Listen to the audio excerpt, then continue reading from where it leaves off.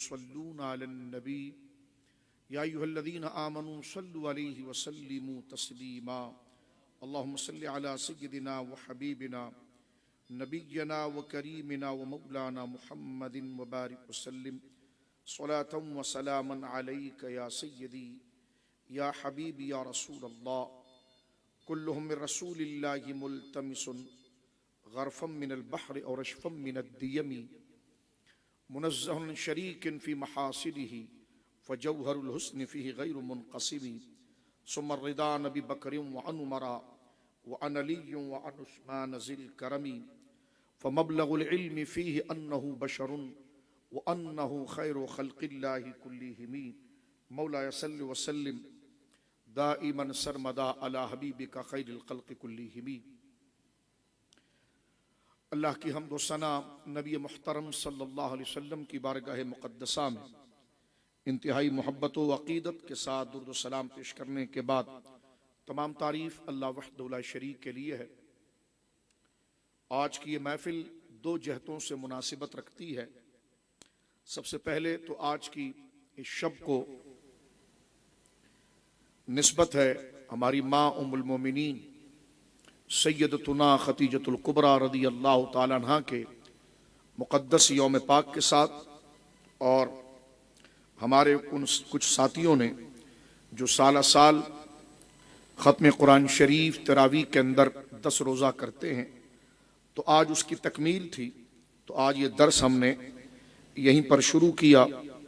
اللہ رب العالمین جل وعلا ان دونوں موضوعات کے نسبتیں ہم تمام کو عطا فرمائے، اور جتنے حضرات شریک درس ہیں وہ اور بالعموم تمام اہل ایمان کو اللہ رب العالمین ہماری ماں سیدتنا خدیجۃ الکبریٰ رضی اللہ تعالیٰ عنہ کے فیض و برکات، آپ کے تقوی و طہارت اور آپ کی شفقت و مہربانی جو اس امت پر ہے، اللہ رب العالمین جل وعلا تمام کو اس سے بہرمند فرمائے۔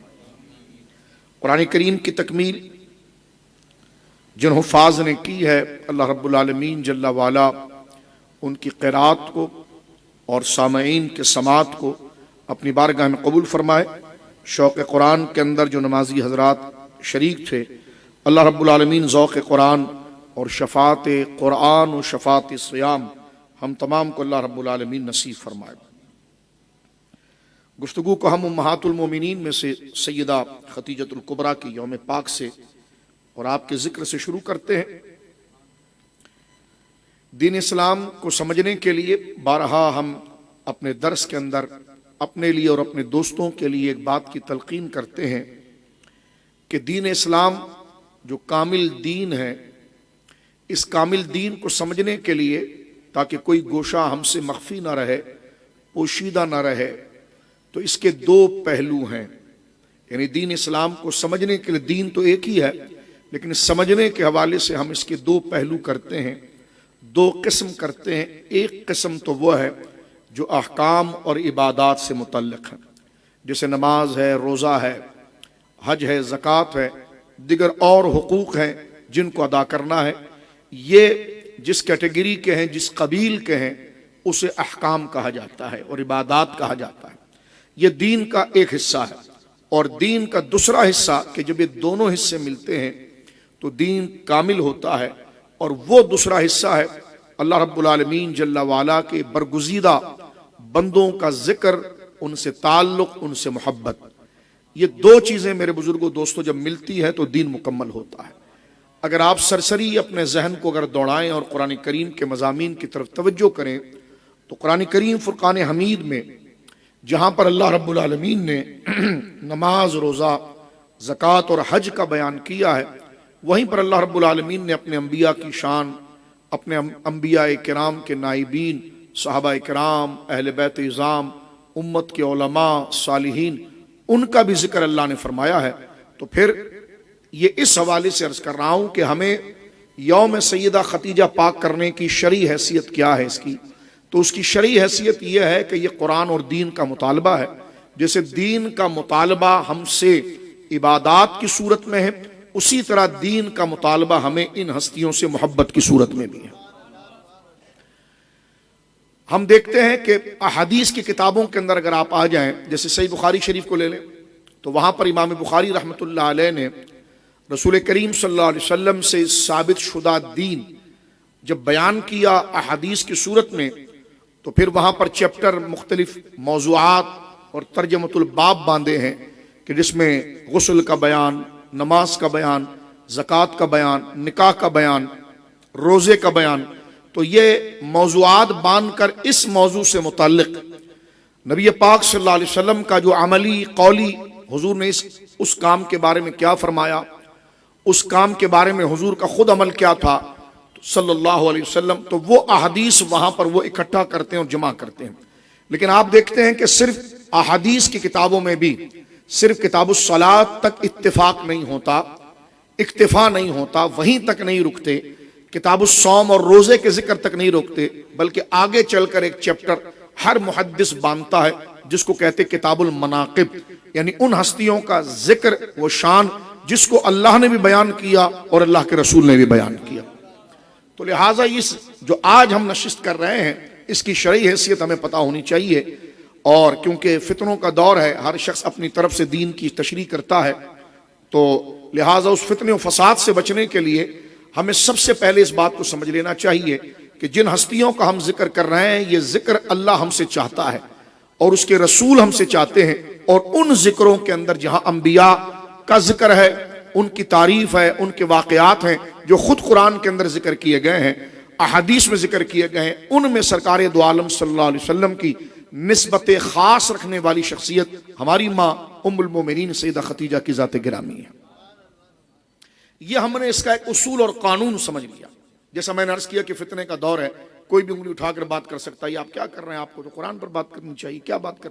تو یہ قرآن ہی کا مطالبہ ہے، قرآن ہی میں ان کی متعدد شان اور احادیث ذکر کی گئی ہیں.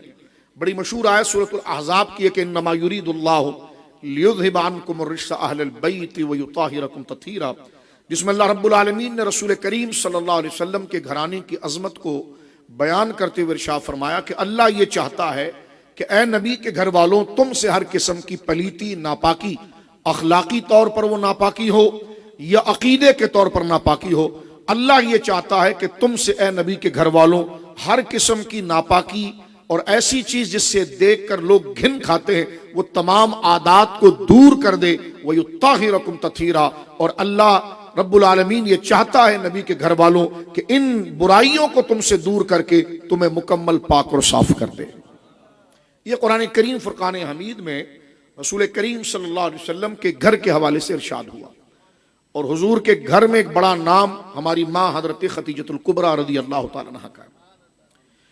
نبی کریم علیہ الصلوۃ والسلام جو ہمارے آقا ہیں، ہمارے مولا ہیں، امام الانبیاء ہیں، اللہ کے آخری نبی ہیں، آخری رسول ہیں، اللہ نے آپ پر نبوت کو ختم فرمایا.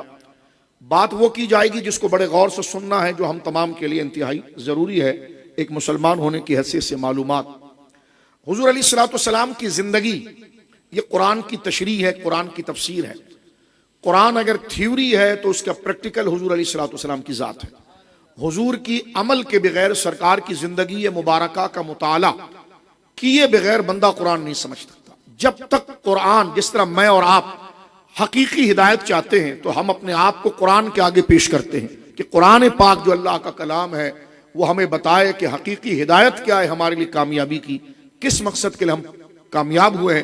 تو جس طرح میں اور آپ دین کی ہدایت لینے کے لیے خود کو قرآن کے سامنے پیش کرتے ہیں، اسی طرح قرآن کو سمجھنے کے لیے حضور کی زندگی کو قرآن کے سامنے پیش کرنا پڑتا ہے کہ اس کے ذریعے ہمیں قرآن کی باتیں سمجھ میں آتی ہیں. ایک بات عرض کر کے آگے بڑھنا چاہتا ہوں. سورہ نحل کی آیت ہے، اللہ رب العالمین نے بیان فرمایا، کل بھی ہم نے حجت حدیث پر مکمل ایک تفسیری درس دیا ہے، اس کو ذہن میں رکھ لیجئے گا. اللہ رب العالمین نبی مکرم صلی اللہ علیہ وسلم کی ڈیوٹی اور آپ کی ذمہ داری بیان کرتا ہے کہ آپ رسول ہیں، تو رسول کی ذمہ داری کیا ہے. تو سورۃ النحل کے اندر اللہ بیان فرماتا ہے وَأَنزَلْنَا إِلَيْكَ الذِّكْرَ، حبیب ہم نے آپ پر قرآن کو اتارا، لِتُبَيِّنَ لِلنَّاسِ، اس لیے اتارا کہ آپ اس کی تفسیر کریں، آپ ان آیات کی تشریح کریں، آپ ان آیات کی صحیح انٹرپریٹیشن جو ہے، جو بیان ہے اس کا، وہ ہم آپ کو بتائیں گے. آپ ان آیات کی تشریح کریں، تفسیر کریں. کس کے لیے کریں؟ فرمایا لِتُبَيِّنَ لِلنَّاسِ مَا نُزِّلَ إِلَيْهِمْ، جن لوگوں کے لیے ہم نے آیات اتاری ہیں، قرآن کی آیات براہ راست وہ نہیں سمجھ سکتے، آپ کھول کھول کر ان کو سمجھائیے۔ تو جو رسول نے کھول کھول کر سمجھایا ہے اسی کو سنت کہتے ہیں اور اسی کو حدیث کہتے ہیں، اس کے بغیر بندہ قرآن کو نہیں سمجھ سکتا۔ ظاہر سی بات ہے، قرآن کو سمجھنے کے لیے جیسے عربی زبان میں آپ کو گرامر کی ضرورت پڑتی ہے، ڈکشنری کی ضرورت پڑتی ہے، تو اس میں آپ صرف قرآن کے معنی کو کھول سکتے ہیں، لفظ کا میننگز کی طرف جا سکتے ہیں، لیکن ایک لفظ کے کئی میننگز ہوتے ہیں۔ یہاں پر اللہ نے کیا مراد لیا ہے اس کو ڈکشنری نہیں بتائے گی، اس کو اللہ کا رسول بتائے گا کہ وہاں پر کیا معنی لیا گیا۔ مثلا ایک مثال دے کر میں آگے بڑھتا ہوں تاکہ یہ مثال ہمارے سامنے آ جائے۔ دیکھیے کہ رمضان کے دن چل رہے ہیں اور قرآن کریم فرقان حمید نے سورۃ البقرہ کے اندر ذکر کیا ہے کہ بندہ کب تک کھائے گا اور پیے گا، اور کب وہ اپنے کھانے پینے کو روک کر اپنے روزے کو سٹارٹ کرے گا، اور وہ روزہ کب تک رکھے گا۔ تو قرآن کریم نے کہا ہے کہ اس وقت تک بندہ کھائے اور پیے جب تک کالے دھاگے کے اوپر سفید دھاگے کا رنگ غالب نہ آ جائے۔ قرآن نے کھانے پینے اور اس سے سٹاپ رکنے کی جو لمٹ بیان کی ہے اس کے لیے دو لفظ استعمال کیے ہیں، خیط اسود اور خیط ابیض۔ خیط کہتے ہیں عربی زبان میں دھاگے کو، عربی زبان میں خیط، اس لیے آپ عرب جاتے ہیں تو اکثر آپ دیکھتے ہیں ٹیلر کی دکان پر خیاط لکھا ہوتا ہے، سلنے والا، کپڑا سلنے والا۔ تو خیط جو اصل میں وہ دھاگے کو کہتے ہیں۔ یہ بڑی زبردست بات ہے، اس کو ذرا ذہن میں رکھیے گا۔ اللہ نے کہا خیط اسود جب تک کھاؤ جب تک خیط اسود کے اوپر خیط ابیض کا رنگ غالب نہ آ جائے۔ تو خیط کہتے ہیں عربی زبان میں دھاگے کو، اسود کہتے ہیں کالے کو، ابیض کہتے ہیں سفید کو۔ تو اللہ یہ فرما رہا ہے کہ کالے دھاگے کے اوپر جب تک سفید دھاگے کا رنگ غالب نہ آ جائے۔ اب دیکھیں میں نے اور آپ نے ترجمہ بالکل ٹھیک کیا ہے۔ خیط اسود کا معنی کالا دھاگا، بالکل ٹھیک ترجمہ ہے۔ خیط ابیض کا معنی سفید دھاگا، بالکل ٹھیک ہے، لیکن مراد کیا یہ ہمیں نہیں پتا، کیا کالا دھاگا اور کیا سفید دھاگا۔ یہ ضرورت پڑتی ہے رسول اللہ کی سنت کی، اس لیے اللہ نے فرمایا کہ ہم نے حبیب آپ کو اس لیے اتارا ہے کہ لِتُبَيِّنَ لِلنَّاسِ مَا نُزِّلَ إِلَيْهِمْ، تاکہ اس قرآن کی جو مسائل ہیں، تشریح ہے، تعبیر ہے، تفسیر ہے، توضیح ہے، وضاحت ہے، یہ آپ بیان فرمائیں۔ اور ظاہر سی بات ہے حضور جو وضاحت کریں گے وہ قرآن کے علاوہ ہی ہوگا، وہ اس پر زائد ہی ہوگا، اور اسی کو سنت کہتے ہیں اور اسی کو حدیث کہا جاتا ہے۔ رسول کریم صلی اللہ علیہ وسلم کے ایک صحابی ہیں، عربی ہیں، ان کو نہ کسی ڈکشنری کی ضرورت ہے نہ گرامر کی ضرورت ہے۔ جب وہ اس آیت پر پہنچے کہ اللہ نے فرمایا اس وقت تک کھاؤ پیو جب تک کالا دھاگا کے اوپر سفید دھاگے کی رنگت غالب نہ آئے، تو وہ رات کے وقت اپنے بستر کے اوپر تکیے پر انہوں نے دو دھاگے رکھ دیے، ایک کالا دھاگا رکھا اور ایک سفید دھاگا رکھا۔ یہ بخاری شریف کے اندر موجود ہے۔ اب انہوں نے جو کالا دھاگا رکھا، ترجمہ تو بالکل ٹھیک کیا کہ خیط اسود کا معنی کالا دھاگا ہی ہے، تو بالکل ترجمہ کیا تو اس پر پریکٹیکل کر لیا انہوں نے۔ اب رات بھر وہ دیکھتے رہے کہ قرآن نے تو کہا ہے کہ کالے دھاگے کے اوپر، کالی ڈوری کے اوپر سفید ڈوری کا رنگ کب غالب آئے گا۔ وہ ساری رات بیٹھے رہے، صبح ہو گئی تو کالا دھاگا کالا ہی تھا، سفید سفید ہی تھا۔ اب وہ گئے حضور کے پاس اور سرکار دو عالم صلی اللہ علیہ وسلم سے کہنے لگے کہ یا رسول اللہ صلی اللہ علیہ وسلم، اللہ نے تو روزے سے متعلق کھانے پینے کے احکام کو یہ بیان کیا ہے کہ جب تک کھاؤ پیو جب تک کالے دھاگے کے اوپر سفید دھاگا غالب نہ آئے۔ تو میں نے خیط اسود یعنی کالا دھاگا اور خیط ابیض یعنی سفید دھاگا دونوں اپنے تکیے کے اوپر رکھا ہوا تھا، لیکن کالا کالا ہی رہا، سفید سفید ہی رہا۔ حضور اتنے مسکرائے کہ آپ کی حضور علیہ الصلوۃ والسلام کی ایسی مسکراہٹ بہت کم ہوئی ہے کہ پیچھے کے داڑھ نظر آئے، جس کو عربی زبان میں نواجس کہتے ہیں۔ سرکار کا مسکرانا ایسا ہوتا تھا کہ اس میں قہقہ نہیں ہوتا، یعنی اس میں آواز نہیں ہوتی تھی۔ سرکار دو عالم صلی اللہ علیہ وسلم نے ایسا ضحک فرمایا کہ آپ کی داڑھ مبارک کہ حتیٰ بدد نواجزہ نظر آنے لگی، اور سرکار نے فرمایا، اب دیکھیں وہ عربی ہیں، ان کو نہ ہماری طرح گرامر پڑھنے کی ضرورت ہے نہ مدرسے کی ضرورت ہے، وہ براہ راست سمجھ رہے ہیں، ترجمہ صحیح کر رہے ہیں لیکن مراد کو نہیں پہنچ پا رہے۔ تو حضور نے فرمایا میرے صحابی یہاں کالے دھاگے سے مراد رات ہے اور سفید دھاگے سے مراد دن ہے۔ یہ ایک سمپل بہت گویا کہ آسان سی مثال حدیث کے اندر تھی جو میں نے آپ کے سامنے ذکر کی۔ اس سے آپ اندازہ لگا سکتے ہیں کہ حضور علیہ الصلوۃ والسلام کی تشریح، تعبیر اور زندگی کے بغیر قرآن نہیں سمجھا جا سکتا۔ ایک بات اس کو ایک آیت سے ہم مزید سمجھتے ہیں۔ سورۃ الاحزاب میں اللہ فرماتا لقد کان لکم فی رسول اللہ اسوۃ حسنہ۔ اللہ رب العالمین فرماتا ہے لقد کان لکم فی رسول اللہ، اے لوگو تحقیق ہم نے اس رسول کی زندگی کو تمہارے لیے ایک ماڈل بنایا ہے، ایک نمونہ بنایا ہے۔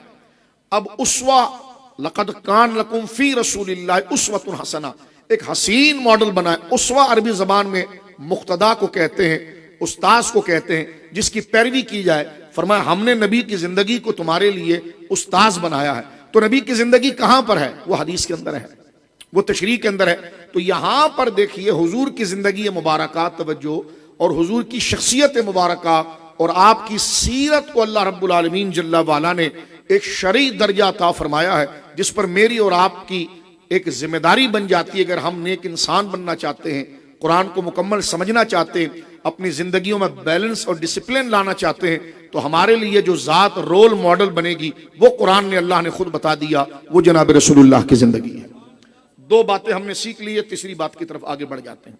اب اگر حضور کی زندگی مبارکہ کا ہم مطالعہ کرتے ہیں تو ہم دیکھتے ہیں کہ سرکار علیہ الصلوۃ والسلام نے جو دین کی تبلیغ کی ہے، تو اللہ کے کہنے پر آپ کے متعدد نکاح ہیں، حضور کی متعدد نکاح ہیں۔ عام مومن کے لیے تو اللہ رب العالمین نے یہ اجازت عطا فرمائی ہے کہ وہ ایک شادی کرنے کے بعد اگر اس کے پاس استطاعت ہو، ہمت ہو، انصاف ہو اور وہ اپنے حق کو پورا کر سکتا ہو عدل کے ساتھ، تو پھر اللہ نے اجازت دی کہ مثنی و ثلاث و رباع، وہ 2 بھی کر سکتا ہے، 3 بھی کر سکتا ہے، 4 بھی کر سکتا ہے۔ اور پھر اللہ نے آگے فرمایا لیکن اگر وہ عدل نہ کر سکا، انصاف نہ کر سکا، تو اسے حکم یہ ہے کہ وہ ایک ہی پر اتفاق کرے۔ یہ عام انسان کے لیے۔ حضور علیہ الصلوۃ والسلام کی 11 ازواج تھیں۔ یہ جو بیسک ہمیں، اس لیے میں نے بیسک سے بات شروع کی تاکہ کنیکشن ہمارے سامنے آئے۔ حضور علیہ الصلوۃ والسلام کی 11 ازواج تھی، یعنی 11 بیویاں تھیں۔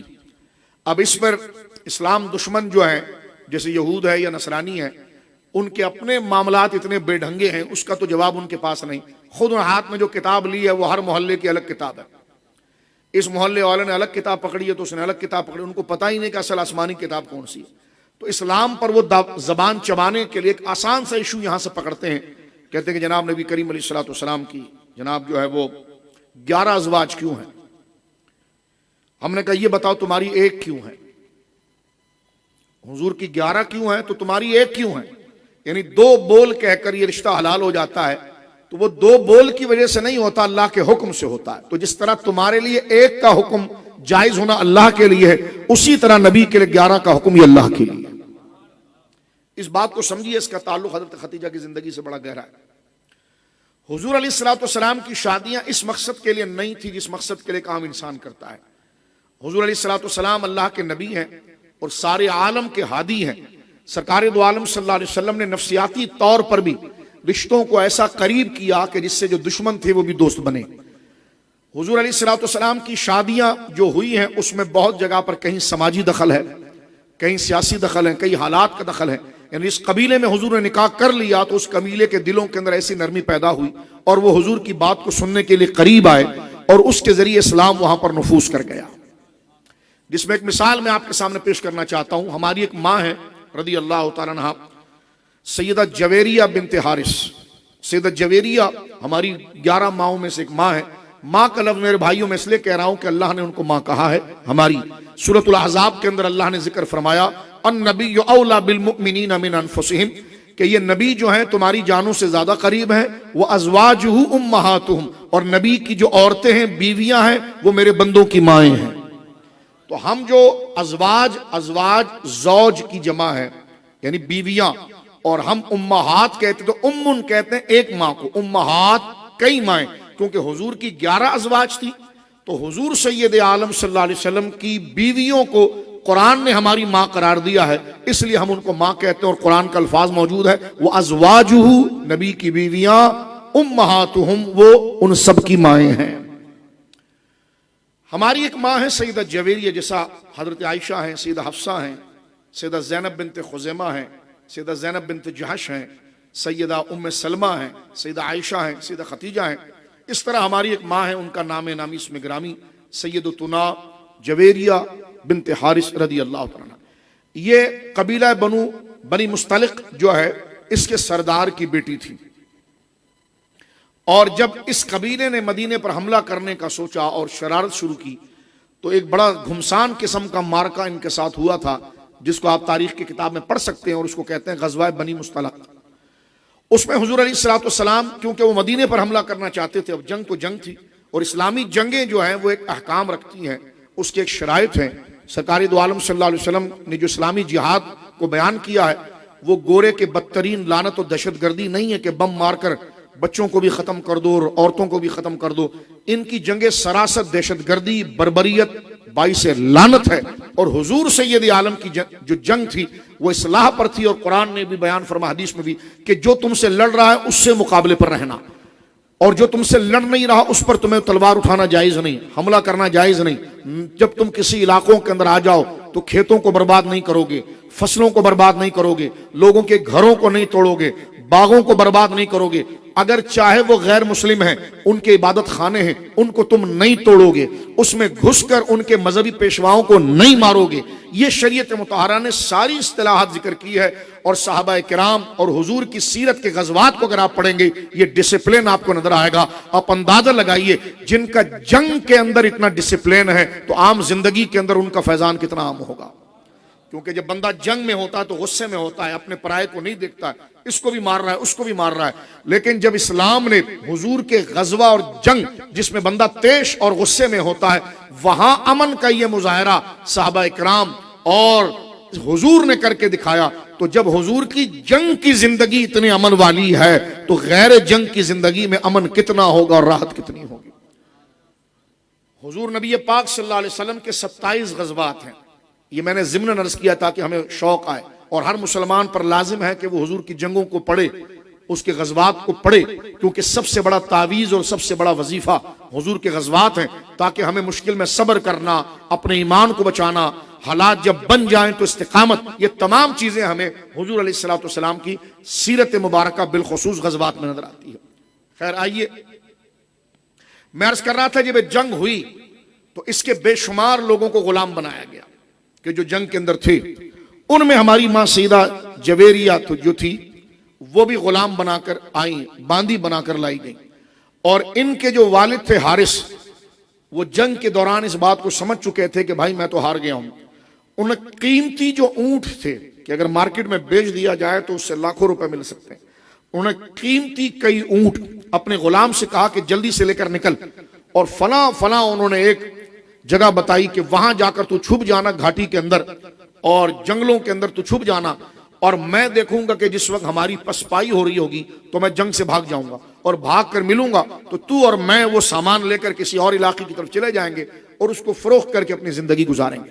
لیکن ہوا یہ ہے کہ وہ بھی گرفتار ہو گئے، ان کو بھی گرفتار کیا گیا، اور جب وہ آئے ظاہر سی بات ہے جنگ تھی، اگر ان کو نہیں گرفتار کیا جاتا تو مسلمانوں پر ٹوٹ پڑتے، تو مقابلے کی بات تھی، دونوں نے اسلحہ اٹھایا ہوا تھا، تو غیر بندے کے ساتھ مقابلہ نہیں ہو رہا، مقابلہ انہی کے ساتھ ہو رہا ہے جو لڑنے کے لیے آئے۔ سیدہ جویریہ جب آئی ہیں، باندی بنا کر لائی گئی ہیں، تو حضور علیہ الصلوۃ والسلام سے کہا گیا کہ یہ جو ہیں وہ باندی بنا کر لائی گئی ہیں، اور یہ اس قبیلے کی جو ہیں وہ سردار ہیں، سردار کی بیٹی ہیں۔ اب ایک خاتون کے لیے سب سے بڑی عزت کیا ہوتی ہے کہ اس کی سرپرستی کے لیے اور اس کے ساتھ تعاون کے لیے ایک ایسا شوہر اور ایسا انسان اس کے قریب آئے جو اس کی عزت، اس کے مقام، اس کے مرتبے کی حفاظت کرے، جس سے اس کی عزت محفوظ رہے، مقام محفوظ رہے، اور وہ اس کے ساتھ اپنی عزت اور آزادی کی زندگی گزار سکے۔ ایک عورت کے لیے یہی سب سے بڑا انعام ہوتا ہے۔ جناب رسول اللہ صلی اللہ علیہ وسلم نے ان کی بیڑیاں کھلوائیں، اور چند عورتوں کو حضور نے کہا کہ جا کر جویریہ سے پوچھو اور میری طرف سے نکاح کا پیغام لے کر جاؤ، اگر وہ چاہتی ہیں کہ جناب وہ میرا نکاح کا پیغام قبول کرے اور اس امت کی ماں بن جائیں۔ سیدہ جویریہ نے دیکھا کہ پہلے بادشاہوں کو تو دیکھا گیا تھا کہ وہ عورتوں کو باندی بنا کر رکھتے، پاؤں کی جوتی بنا کر رکھتے، لیکن یہ وہ ہستی ہے کہ جو عزت دے کر مجھے اپنے حریم میں بلا رہے ہیں اور اپنی برابری کا مقام دے رہے ہیں عزت کا۔ تو سیدہ جویریہ نے اس پیغام کو آزادی سے، نکاح کے پیغام کو قبول کیا۔ تو جب نکاح کے پیغام کو قبول کر لیا اور وہ ہماری ماں بن گئی، تو صحابہ کرام نے ان کے کئی 100 بندے پکڑے ہوئے تھے، انہوں نے سب کی بیڑیاں کھول دی، انہوں نے کہا جناب جب اس قبیلے کی رانی ہماری ماں بن گئی ہے تو ان لوگوں کو ہم قید کیسے رکھ سکتے ہیں؟ ان لوگوں نے جب انصاف دیکھا تو انہوں نے بھی کلمہ پڑھ دیا۔ اب آپ دیکھیں، ایک نکاح کے صرف میں اشارہ دے رہا ہوں کہ آپ دیکھیں ایک عمل کے اندر کتنا بڑا اسلام کا پیغام پھیلا۔ جب ان کے والد گرفتار ہو کر آئے حارث، تو انہوں نے کہا کہ میرے پاس کچھ بھی نہیں ہے اور میں بالکل فقیر ہو چکا ہوں.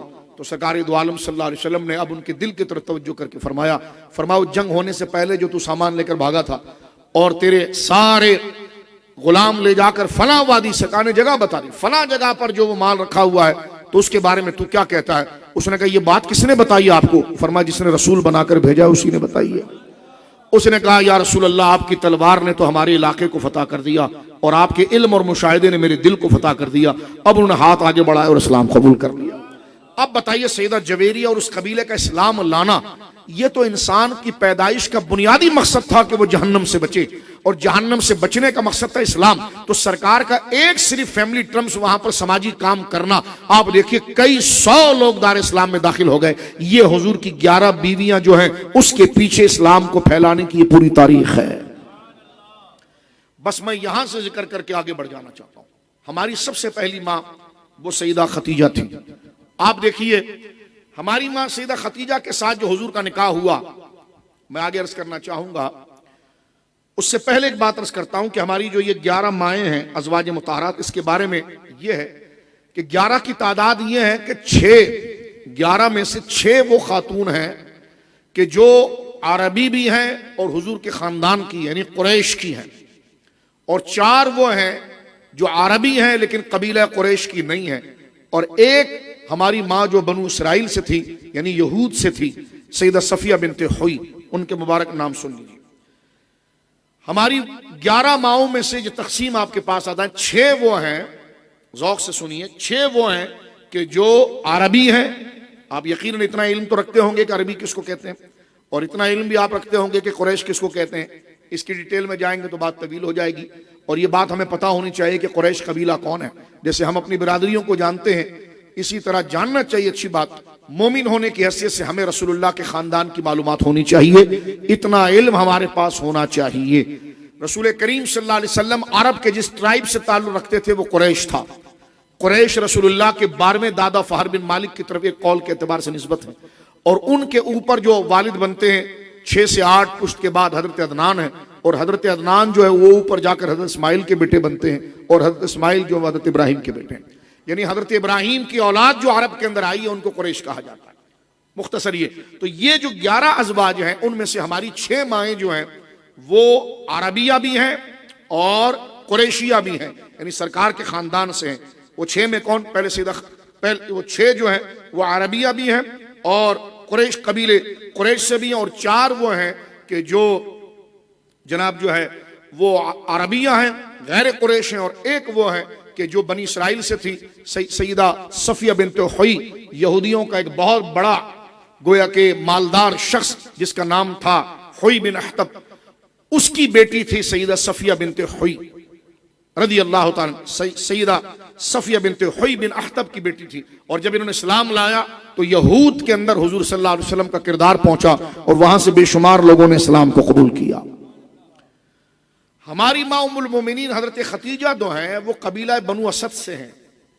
بنو اسد قبیلہ جو ہیں وہ قریش تو ہیں لیکن بنو ہاشم نہیں، کیونکہ عرب قریش بنو ہاشم، عرب قریش بنو اسد. ام المومنین جو ہیں وہ ہیں قریش سے لیکن ہاشمیہ نہیں تھی، اور آپ کے والد جو ہیں ان کا نام ہے خویلد، وہ عرب کے بہت بڑے بزنس مین تھے، بہت بڑا ان کا نام تھا، بہت بڑا مقام تھا.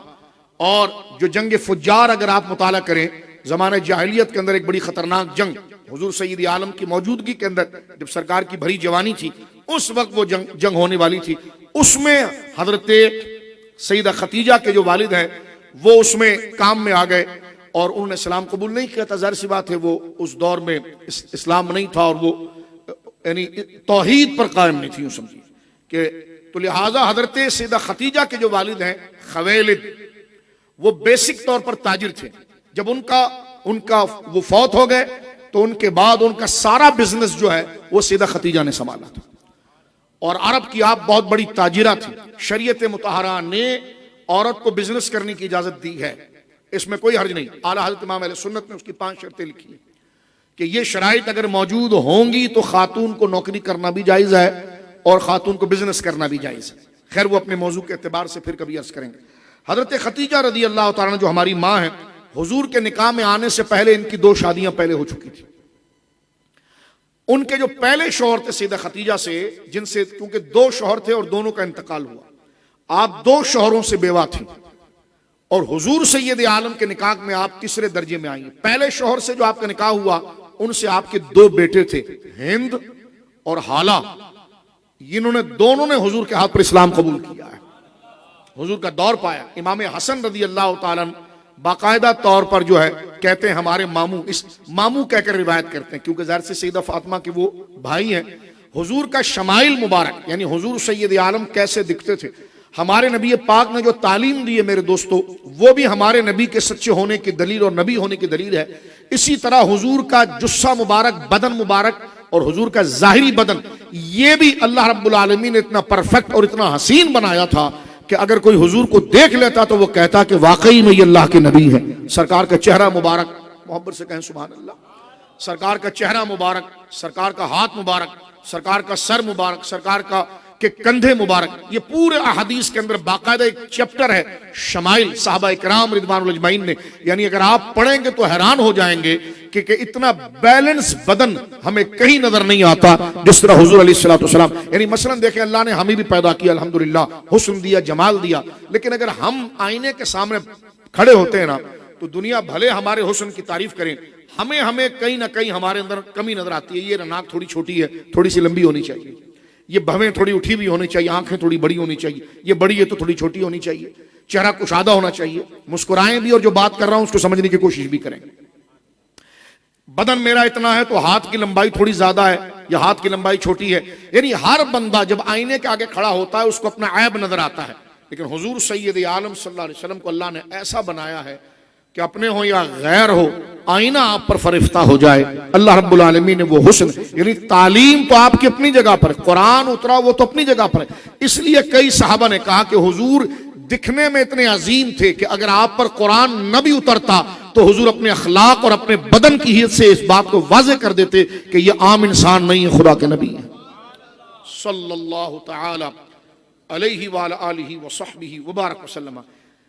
تو حضور کے شمائل کو بیان کرنا یہ حدیث کے اندر ایک بہت بزرگ چیپٹر ہے. ایک تو ہے نا حضور نے کیا فرمایا علیہ الصلوۃ والسلام، ایک یہ کہ حضور دکھتے کیسے تھے صلی اللہ علیہ وسلم. صحابہ کرام رضوان اللہ اجمعین نے اپنی آنکھوں سے حضور کے بدن مبارک کی ایک ایک کیفیت کو باقاعدہ طور پر نقل کیا ہے. ان میں بڑے صحابہ میں نام حضرت مولا علی کا آتا ہے کہ جنہوں نے حضور کے شمائل کو بیان کیا. حضرت ابو ہریرہ ہیں، حضرت جابر ہیں، حضرت انس ہیں، ان میں حضرت خدیجہ کے یہ بیٹے حضرت ہند ہیں.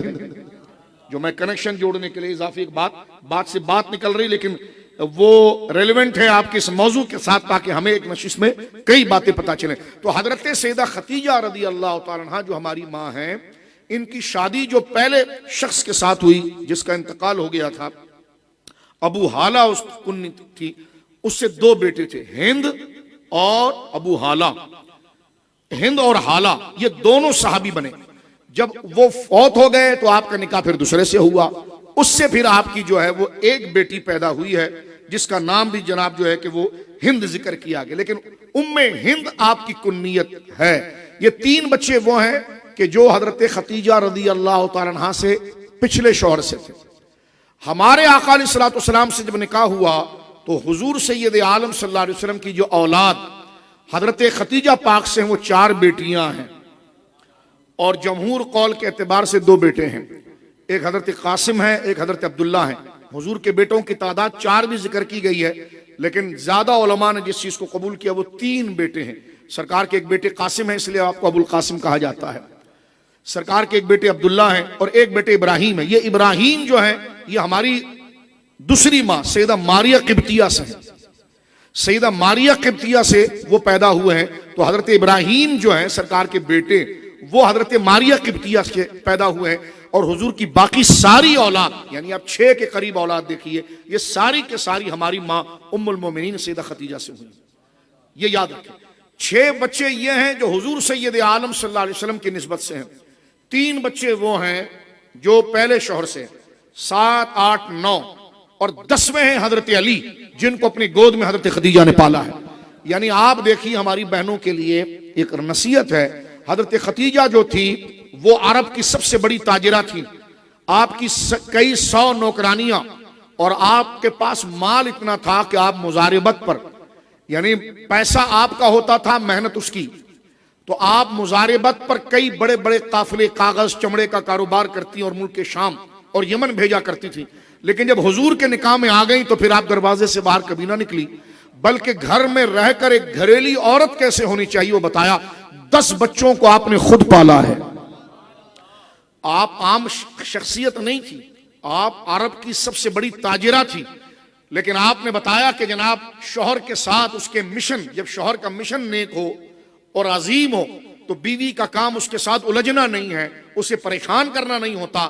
بیوی کا کام ہوتا ہے جب شوہر کسی اہم اور سچے مشن کی طرف ہو تو وہ اس کا بوجھ اپنے اوپر برداشت کر کے جو گھریلو زندگی ہے اس میں کوئی ایسا انتشار پیدا نہ کرے تاکہ شوہر کو راحت ملے. سرکار دو عالم فرماتے ہیں کہ جب میں تبلیغ کر کے گھر پر آتا سارے مکہ والے مجھے پریشان کرتے، لیکن جب میں دروازے پر آتا تو خدیجہ اتنی خندہ پیشانی سے مجھ سے ملتی کہ ایسے ہنس کر مجھے ملتی اور خیریت مجھے دروازے پر پوچھتی کہ میرے دل میں جتنا غم اور لوگوں کی صدمے جتنے ہوتے وہ سارے زائل ہو جاتے تھے. یہ ہماری ماں ام المومنین سیدہ خدیجہ کا رتبہ ہے. کاش ہمیں دلچسپی کے ساتھ یہ موضوع سمجھنے کی اللہ توفیق دے. اب آپ غور کیجئے، اس میں بور مت ہوئیے گا، یہ ہماری شخصیت اور ہمارے ختم قرآن اور تمام سے اونچے درجے کی باتیں ہیں، کیونکہ وہ ختم ہم نے کیا اور یہ سب سے بڑا تعویذ اور وظیفہ ہے. یہاں دیکھیے سیدہ خدیجہ، تھوڑا سے پھر پیچھے ہم چلتے ہیں اور ایک بات آپ کی خدمت میں عرض کرتا ہوں. حضرت خدیجہ سے جو نبی پاک صلی اللہ علیہ وسلم کی شادی ہوئی ہے، اس وقت آقا علیہ السلام عمر میں بظاہر ان سے 15 سال چھوٹے تھے، یعنی حضور کی عمر تھی 25 سال اور حضرت خدیجہ کی عمر تھی 40 سال. اب آپ دیکھیے وہی بات میں نکاح والی کر رہا تھا. ایک 25 سال کا شخص کب یہ گوارہ کرے گا کہ 2 شوہروں سے بیوہ ہوں اور عمر میں 15 سال زیادہ ہوں، ان سے وہ شخص نکاح کرے؟ تو یہاں پر آپ دیکھیے یہ نکاح اس مقصد کے لیے نہیں ہے، یہ قدرت کی حکمت بالغہ تھی اور لوگوں کو بتانا تھا کہ ایک شوہر کو کیسا ہونا چاہیے اور ایک بیوی کو اپنے شوہر کے نیک مشن میں کیسا با کرامت اور معاون ہونا چاہیے. یہ دنیا کو قیامت تک بتانا تھا کہ بیوی اور شوہر کا رشتہ کتنا مقدس ہے، کتنا پاکیزہ ہے اور کتنا فکری ہے. ہماری ماں ام المومنین سیدہ خدیجہ نے حضور علیہ السلام کی شرافت کا اندازہ لگا لیا تھا، کیونکہ حضور علیہ السلام کی شرافت اور کرامت کا حال یہ تھا کہ مکہ کا ہر شخص آپ کی تعریف اور توصیف کرتا تھا، آپ کی شان و عظمت کو بیان کرتا تھا. آپ نے اپنے غلام کو جو آپ کے ساتھ تھا اس کو آپ نے کہا کہ جو ان محمد کے جو چچا ہیں صلی اللہ علیہ وسلم ان کو ذرا بلائیے. بلایا گیا. اب سیدہ خدیجہ نے یہ شادی ہونے سے پہلے کس وجہ سے شادی ہوئی، بلا کر آپ نے سرکار کے محبوب چچا جناب ابو طالب سے کہا کہ یہ جو آپ کے بھتیجے ہیں نا، ان کو اس بات پر تیار کیجئے کہ وہ میرا مال لے جا کر ملک شام بیچیں. میں اوروں کو اس بات پر اتنا نفع دیتی ہوں، ان کو میں 6 سے 8 گنا زیادہ دوں. اور وہ ایک آپ جج کرنا چاہتی تھی کہ جیسا لوگوں سے میں نے سنا ہے کیا یہ ویسے ہی ہے؟ عرب کا پورا معاشرہ فراڈ میں، بدکاری میں، لیکن یہ وہ شخصیت ہے کہ اسی ماحول میں رہ کر اتنی پاکیزہ زندگی، اتنی پاکیزہ سیرت ہے. تو سیدہ خدیجہ خود ایک بالغ النظر خاتون تھی اور ظاہر سی بات ہے وہ مالدار تھی اور اپنے والد کے بعد انہوں نے سارا کاروبار سنبھالا تھا. عمر بھی 40 سال تھی. آپ کو بڑے بڑے لوگوں نے نکاح کی آفر کی اور شادی کی، لیکن آپ نے ہر ایک کو مسترد کیا. لیکن جب حضور سید عالم کو جب آپ نے بارے میں سوچا اور مکہ میں یہ بات بھی گردش کر رہی تھی کہ اللہ کے آخری نبی تشریف لائیں گے اور نبی جو آتا ہے وہ عام انسانوں کی طرح نہیں ہوتا، تو ہماری ماں اتنی ذہین تھی کہ انہوں نے اندازہ لگایا کہ جو وہ نبی آنے کی مثالیں ہیں نا، تو اس عرب کے اتنے بے حیا ماحول کے اندر، اس مکے کے اتنے بے حیا ماحول کے اندر اتنا شریف بندہ ہے تو مجھے لگتا ہے کہ یہی خدا کے نبی ہوں گے. اللہ کے حضور نے اعلان. اس سے ہماری ماں کی ذہانت پتہ چلتی ہے، کتنی ذہین خاتون تھی، کتنی سمجھدار خاتون تھی. آپ نے اس مسئلے کو تحقیق کرنے کے لیے، مزید کھولنے کے لیے یہ کہا کہ سرکار کے چچا سے کہ ٹھیک ہے آپ جو ہے وہ سامان لے جائیں، اپنے بھتیجے کو دیں اور اپنے غلام کو ساتھ میں کیا. کہا تو جا ان کے ساتھ اور ہر چیز پر نظر رکھنا کہ یہ بیٹھتے کیسے ہیں، اٹھتے کیسے ہیں. جب لوگ ان سے الجھ جائیں، ضد کریں اور ان کے ساتھ اگر غصہ کریں، اس وقت ان کا رویہ کیا ہوتا ہے. اور جب یہ بالکل ریلیکس ہوتے ہیں اکیلے میں تو یہ ریلیکس ہو کر پھر اس وقت ان کا رویہ کیا ہوتا ہے، یہ سودا بیچتے کیسے ہیں، لیتے کیسے ہیں، جب لوگ ان سے ڈسکاؤنٹ کی بات کرتے ہیں اس وقت ان کا رویہ کیا ہوتا ہے، یہ جب چیز بیچتے ہیں تو چیز کی حیثیت کو کس طرح بیان کرتے ہیں۔ جس طرح ہمارے وہاں جناب چوری کی بھی چیز ہو تو اس کو کہتے ہیں میری ہے، اور نقص والی چیز ہو تو کہتے ہیں جناب اس میں کوئی نقص نہیں۔ تو سیدہ خدیجہ اخلاق میں اعلیٰ مقام پر، آپ اندازہ لگائیے ابھی قرآن اترا نہیں ہے، آپ غور کیجئے میرے دوستو، ابھی قرآن اترا نہیں ہے، ابھی ہدایت، اور بہت سادہ انداز میں آپ سے بات کر رہا ہوں کیونکہ فتنوں کا دور ہے۔ 10 منٹ 5 منٹ کے یوٹیوبر آج کل آپ کو نظر آتے ہیں جس میں اکثر شیاطین ہیں، وہ 40 سیکنڈ کے اندر ہمارے نوجوانوں کے سامنے کلپ پھینکتے اور ہمارا نوجوان پریشان ہو جاتا ہے، یہ کیا ہے؟ ہم نے کہا بیٹا وہی مضمون تجھے 1 گھنٹہ ہم سمجھا رہے تھے تاکہ اس چیز کو سمجھ، وہ جھوٹ کے اندر اٹریکشن ہوتی ہے، تو تو نے اس کے ایک کلپ کو دیکھ لیا تو تو سمجھا یہ بڑا ساہوکار بن گیا ہے۔ لہٰذا پہلے اہل سنت کا جو مسلک ہے اس کو ٹک کر پورے توجہ سے سمجھ لے اور پھر تو بتا کہ اس پر کوئی سوال قائم ہو سکتا ہے، کیونکہ یہ چیز آخرت کی، ایمان کی، قدر کی، ہمیں ان بات کی طرف سنجیدہ ہونا چاہیے۔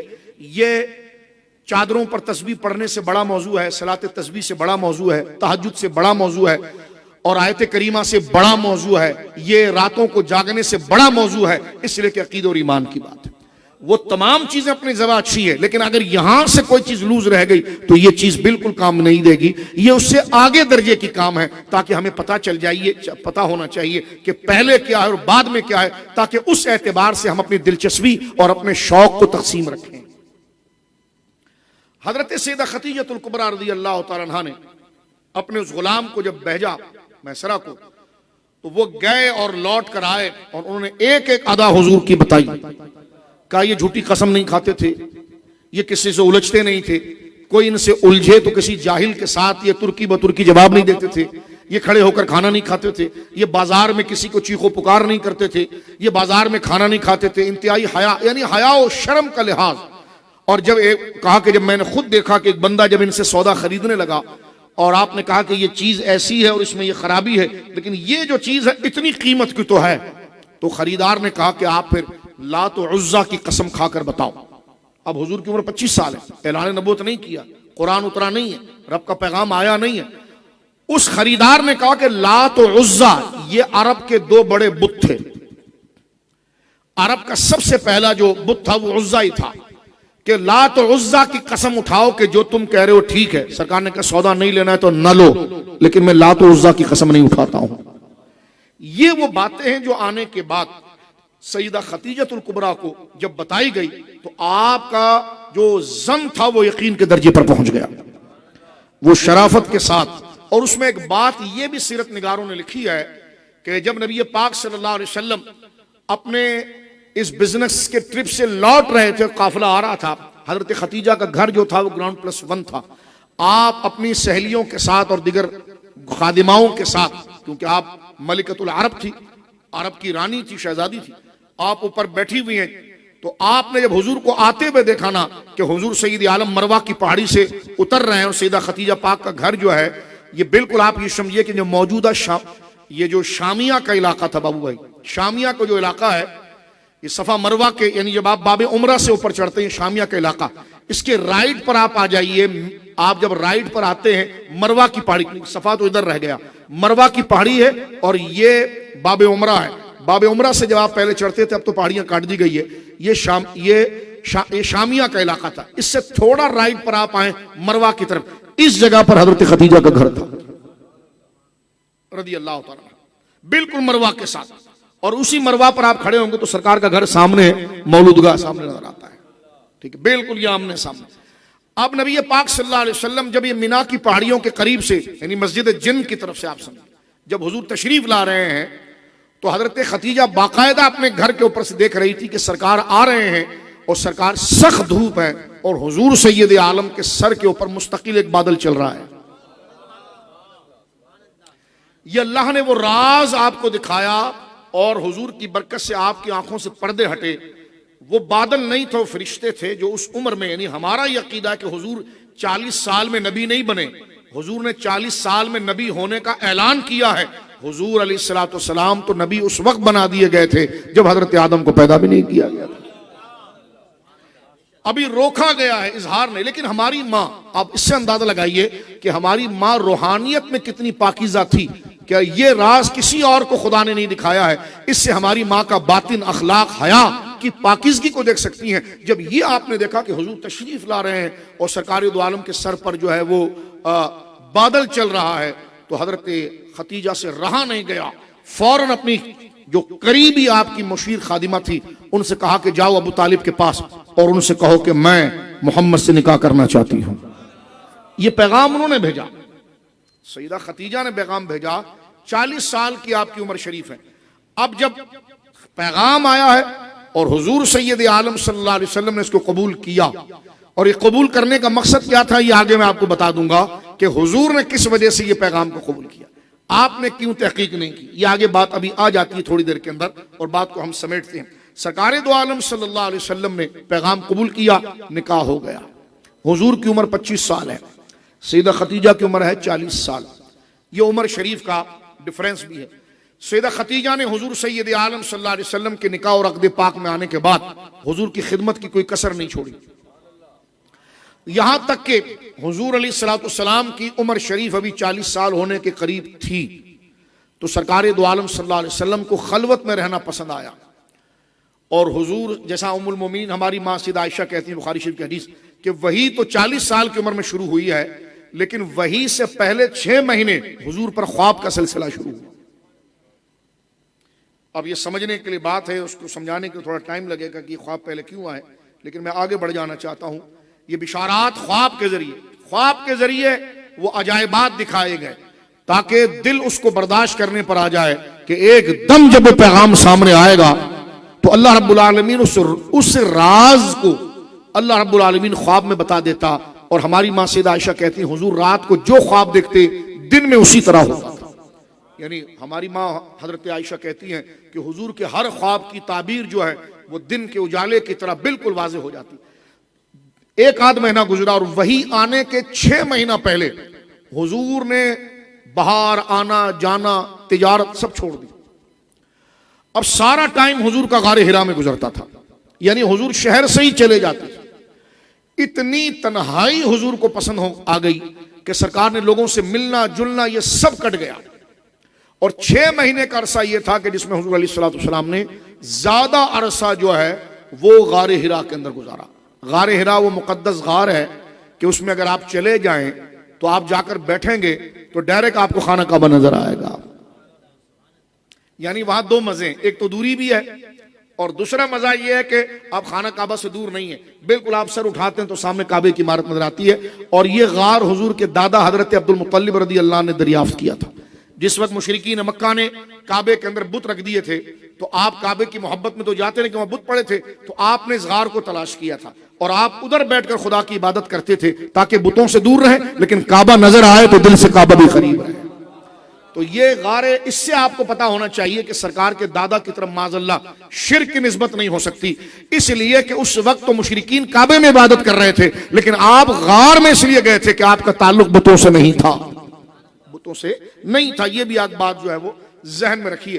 حضرت ختیجہ الکبریٰ رضی اللہ تعالی عنہا جب حضور علیہ الصلوۃ والسلام غار میں جا کر رہنے لگے، زیادہ وقت گزارتے تھے۔ آج بھی اگر ایک شخص غار میں جائے اور غار ہیرا چلا جائے تو میں یہ کہتا ہوں کہ غار ہیرا جانے کے بعد جب وہ لوٹ کر آئے تو 2 دن تک تو اس کو آرام کرنا پڑتا ہے کہ میرے پاؤں دکھ گئے، اور اتنا گویا کہ اونچا سفر اور پہاڑی ہے اور اتنے سخت پہاڑی ہے۔ لیکن ہماری ماں ام المومنین، ان کی پوزیشن دیکھیے، وہ کسی دیہات سے نہیں آئی تھی، وہ کسی غریب باپ کی بیٹی نہیں تھی، وہ ملکۃ العرب تھی، وہ عرب کی سب سے زیادہ مالدار تھی اور بہت بہترین لائف گزار رہی تھی۔ لیکن جب حضور کے ساتھ آئی تو سرکار کی طبیعت کا اثر ایسا ہوا کہ انہوں نے پھر فقر اور زہد کو پسند کیا۔ اب وہ خود کھانا بناتی تھی۔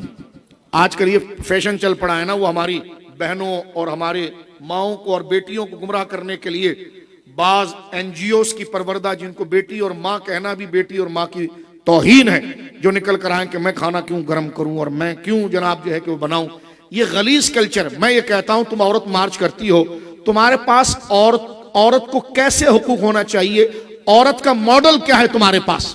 یورپ کی وہ فرسودہ درندگی کی زندگی, اگر واقعی میں عورت مارچ تم نے عورتوں کے لیے نکالا ہے تو پھر تمہارے کو چاہیے کہ تم سیدہ خدیجہ کی سیرت کا جھنڈا بناؤ.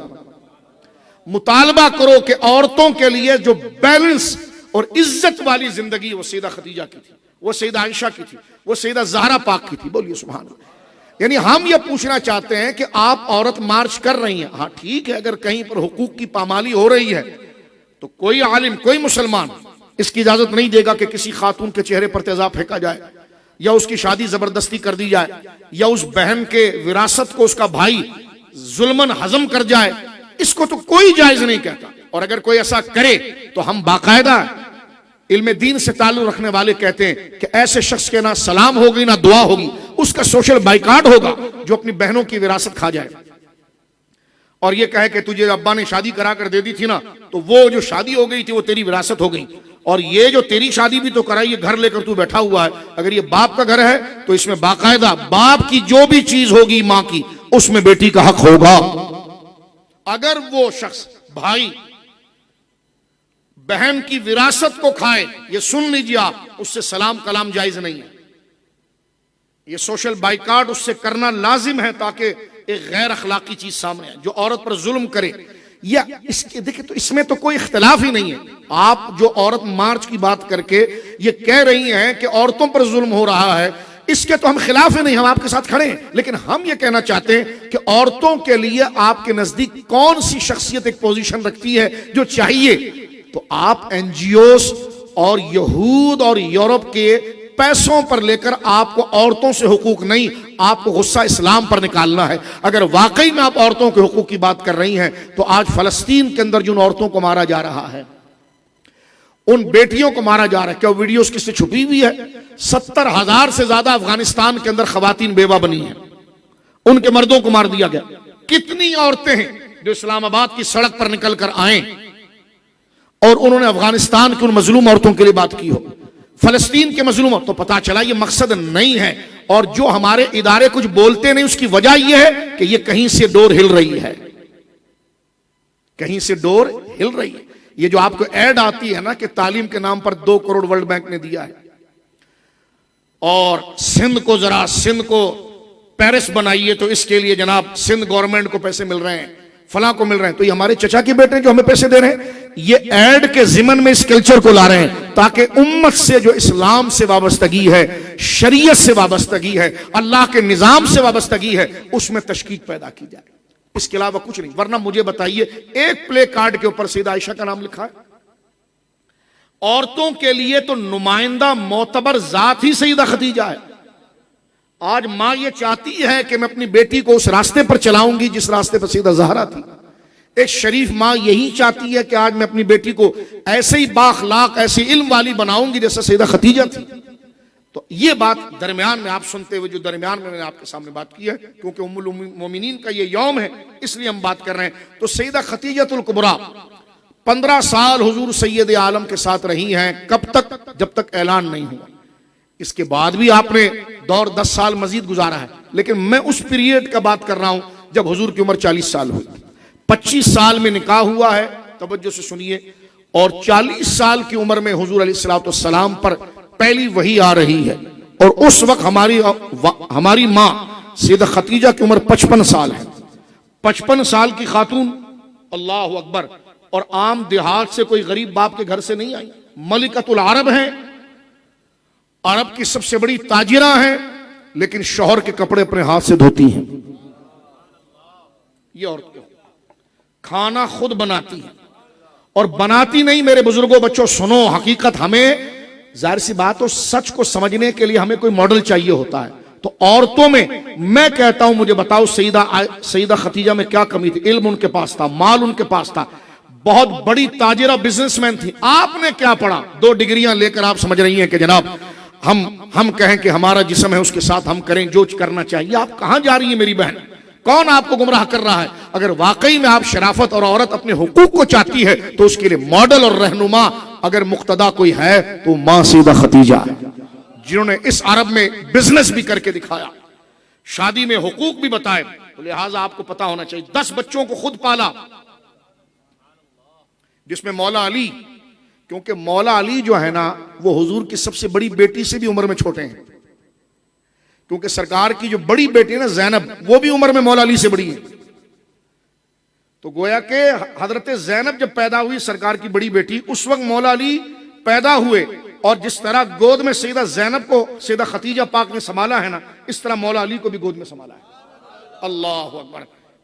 اب آپ دیکھیے بات کا ہم نے 3 حصہ بیان کر دیا، اب آخری حصے کی طرف ہم چل رہے ہیں تاکہ ہمارے مضمون واضح ہو جائے. اور یہ ضروری بات ہوتی ہے، ہم روزمرہ سوشل میڈیا اور ٹی وی پر گندگی دیکھتے رہتے ہیں اسلام کے خلاف، گویا کہ کوڈڈ طریقہ، یعنی زہر ہے لیکن اس کو اچھی بوتل میں ڈال کر دیا جا رہا ہے، پیکنگ اس کو ریپر کوئی اور چلایا جا رہا ہے. اسلام کے خلاف سازشیں لیکن ریپر، عورتوں پر ظلم ہو رہا ہے.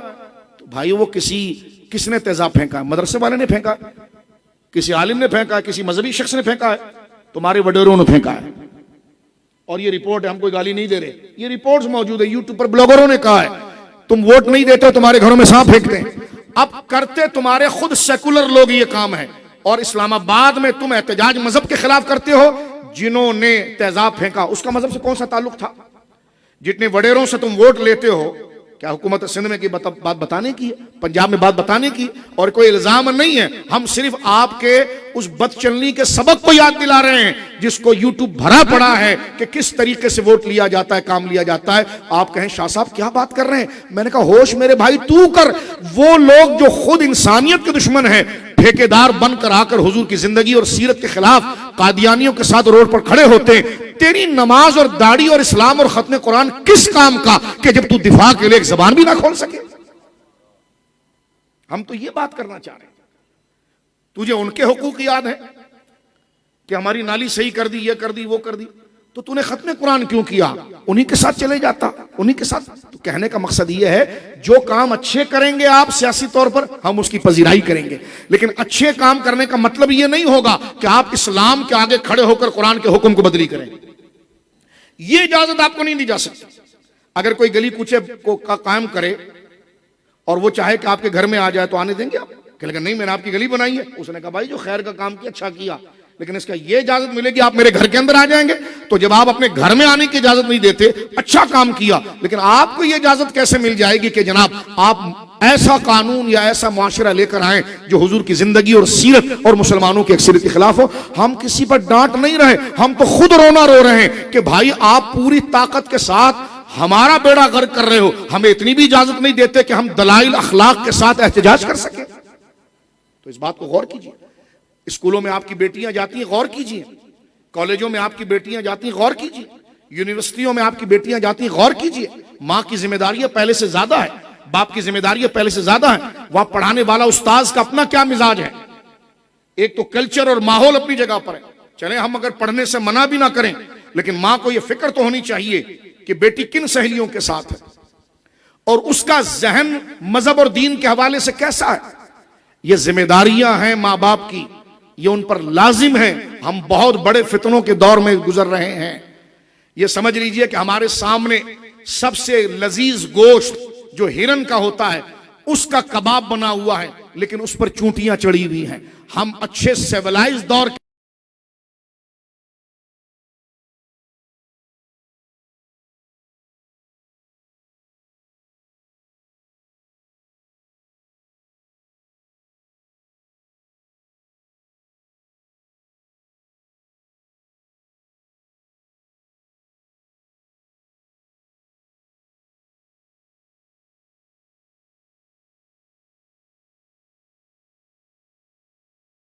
جاتی ہیں غار ہرا کے اندر. 55 سال عمر مشتاق بھائی، کتنی 55 سال. عورت ذات ہیں، اور دور کون سا دیکھا ہے؟ شہزادیوں والا. یہ بھی آپ غور میں رکھیے. لیکن جب آ گئی ہیں شوہر کے ساتھ تو شوہر کا مشن اتنا مخلص ہے تو پھر شوہر کو تنگ نہیں کر رہی ہیں، کیونکہ ایک ارادے سے دیکھ رہی ہیں شوہر کا مشن اتنا مخلص ہے. تو پھر شوہر کو اس مشن میں تائید دینے کے لیے کہ میں اپنی ذات کے تحت اس سچائی کے کام میں اپنے شوہر کی دل جوئی کے لیے اور اس سچائی کے سفر کے لیے کتنا حصہ ملا سکتی ہوں. اب آپ غور کریں، اگر آپ کبھی غار ہرا چڑھے ہوں وہ یاد کیجئے گا کہ ہماری ماں اس دھوپ میں چڑھتی کیسے ہوں. صبح بھی جا رہی ہیں، شام بھی جا رہی ہیں، اور یہ حدیث پاک سنیے ہمارے اس درس کا جو چوتھا حصہ ہے، بخاری شریف اور مسلم شریف کے اندر حدیث موجود ہے، رسول کریم صلی اللہ علیہ وسلم جب غار کے اندر تھے اور حضرت سیدہ خدیجہ غار پر جا رہی ہیں، میرے بھائیو غور کرنا، اور سالن کی ہانڈی ان کے پاس ہے، فکر بھی یہ لگی ہوئی ہے کہ اگر کھانا ٹھنڈا ہو گیا تو کیا ہوگا، قدم بھی تیزی سے 55 سال کی عمر ہے، اور جا رہی ہیں اوپر، تو حدیث میں آتا ہے کہ جیسی سیدہ خدیجہ چڑھنا شروع ہوئی ہیں اور برتن کو لے کر، تو غار حرا کے اندر جبریل امین آئے ہیں اور حضور علیہ الصلوۃ والسلام سے کیا کہتے ہیں؟ کہتے ہیں یا رسول اللہ ہذہ خدیجہ، یہ خدیجہ ہے، قد اتت کا معہا، آپ کے پاس آ رہی ہیں، اناء فیہ ادام و طعام و شراب، اور اپنے ساتھ وہ آپ کے لیے سالن اور کھانے اور پینے کی چیز لے کر آ رہی ہے، فیضا اتت کا، اور بہت پریشانی سے آ رہی ہیں، لیکن آپ کہیے مجھے رب نے خاص اسی لیے بھیجا ہے، آسمان کو ذرا دیکھنا، ایسے رب نے بھیجا ہے، اللہ اللہ، انہی آسمانوں سے جبریل آئے ہیں، فرماتے ہیں کہ قد اتت کا، آپ کے پاس وہ آ رہی ہیں، ما اناء و فیہ ادام و طعام و شراب، ان کے پاس پانی بھی ہے، کھانا بھی ہے، سالن بھی ہے، فیضا ہی اتت کا یا رسول اللہ، جب وہ آپ کے پاس پہنچ جائے نا تو بہت تھکی ہوئی آئیں گی وہ، تو ان کو راضی کرنے کے لیے کہنا فقرأوا علیک السلام من ربک، وہ آسمانوں والا رب مجھے بھیج کر آپ کو سلام کر رہا ہے، اللہ اللہ، فرمایا وہ رب سلام پیش کر رہا ہے، یہ مقام تھا، اللہ فرمایا۔ اب دیکھیں بیٹی کو کیا کرنا چاہیے، ماں نے بیٹی کو کیا سکھانا چاہیے، عورت کو کیسے ہونا چاہیے، بیوی کو، یہ سب دیکھ لیجئے، حدیث سامنے موجود ہے، اور شوہر کو کیسا ہونا چاہیے وہ حضور کی زندگی کو دیکھ لیجئے سچائی کے اندر۔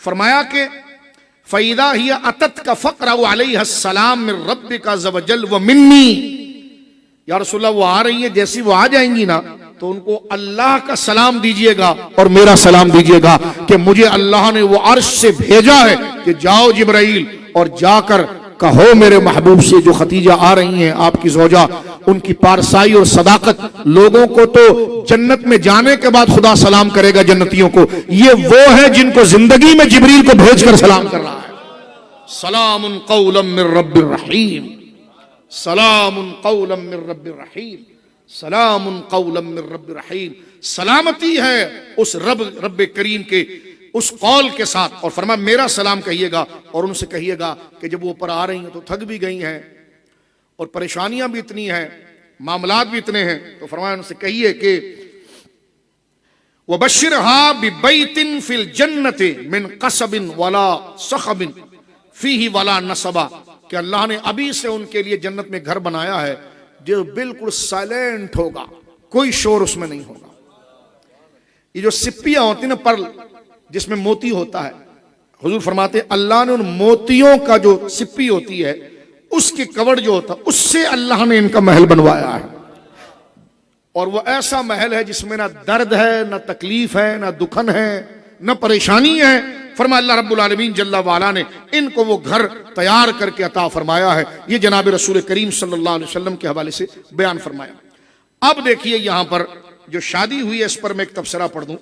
جب حضرت خدیجہ فوت ہو گئی 10 ہجری کو، 11 ہجری میں، سرکار دو عالم صلی اللہ علیہ وسلم کو آخری عمر شریف تک ان کا غم تھا، بہت غم تھا، سرکار بڑی محبت فرماتے تھے، اور اس کی وجہ سرکار بیان کر رہے، سرکار فرماتے ہیں حضرت عائشہ نے ایک دن پوچھا کہ کیا تھا، آپ کو اللہ نے اور بھی ازواج عطا فرمائی ہیں، آپ انہی کی طرف دھیان کیوں فرماتے ہیں؟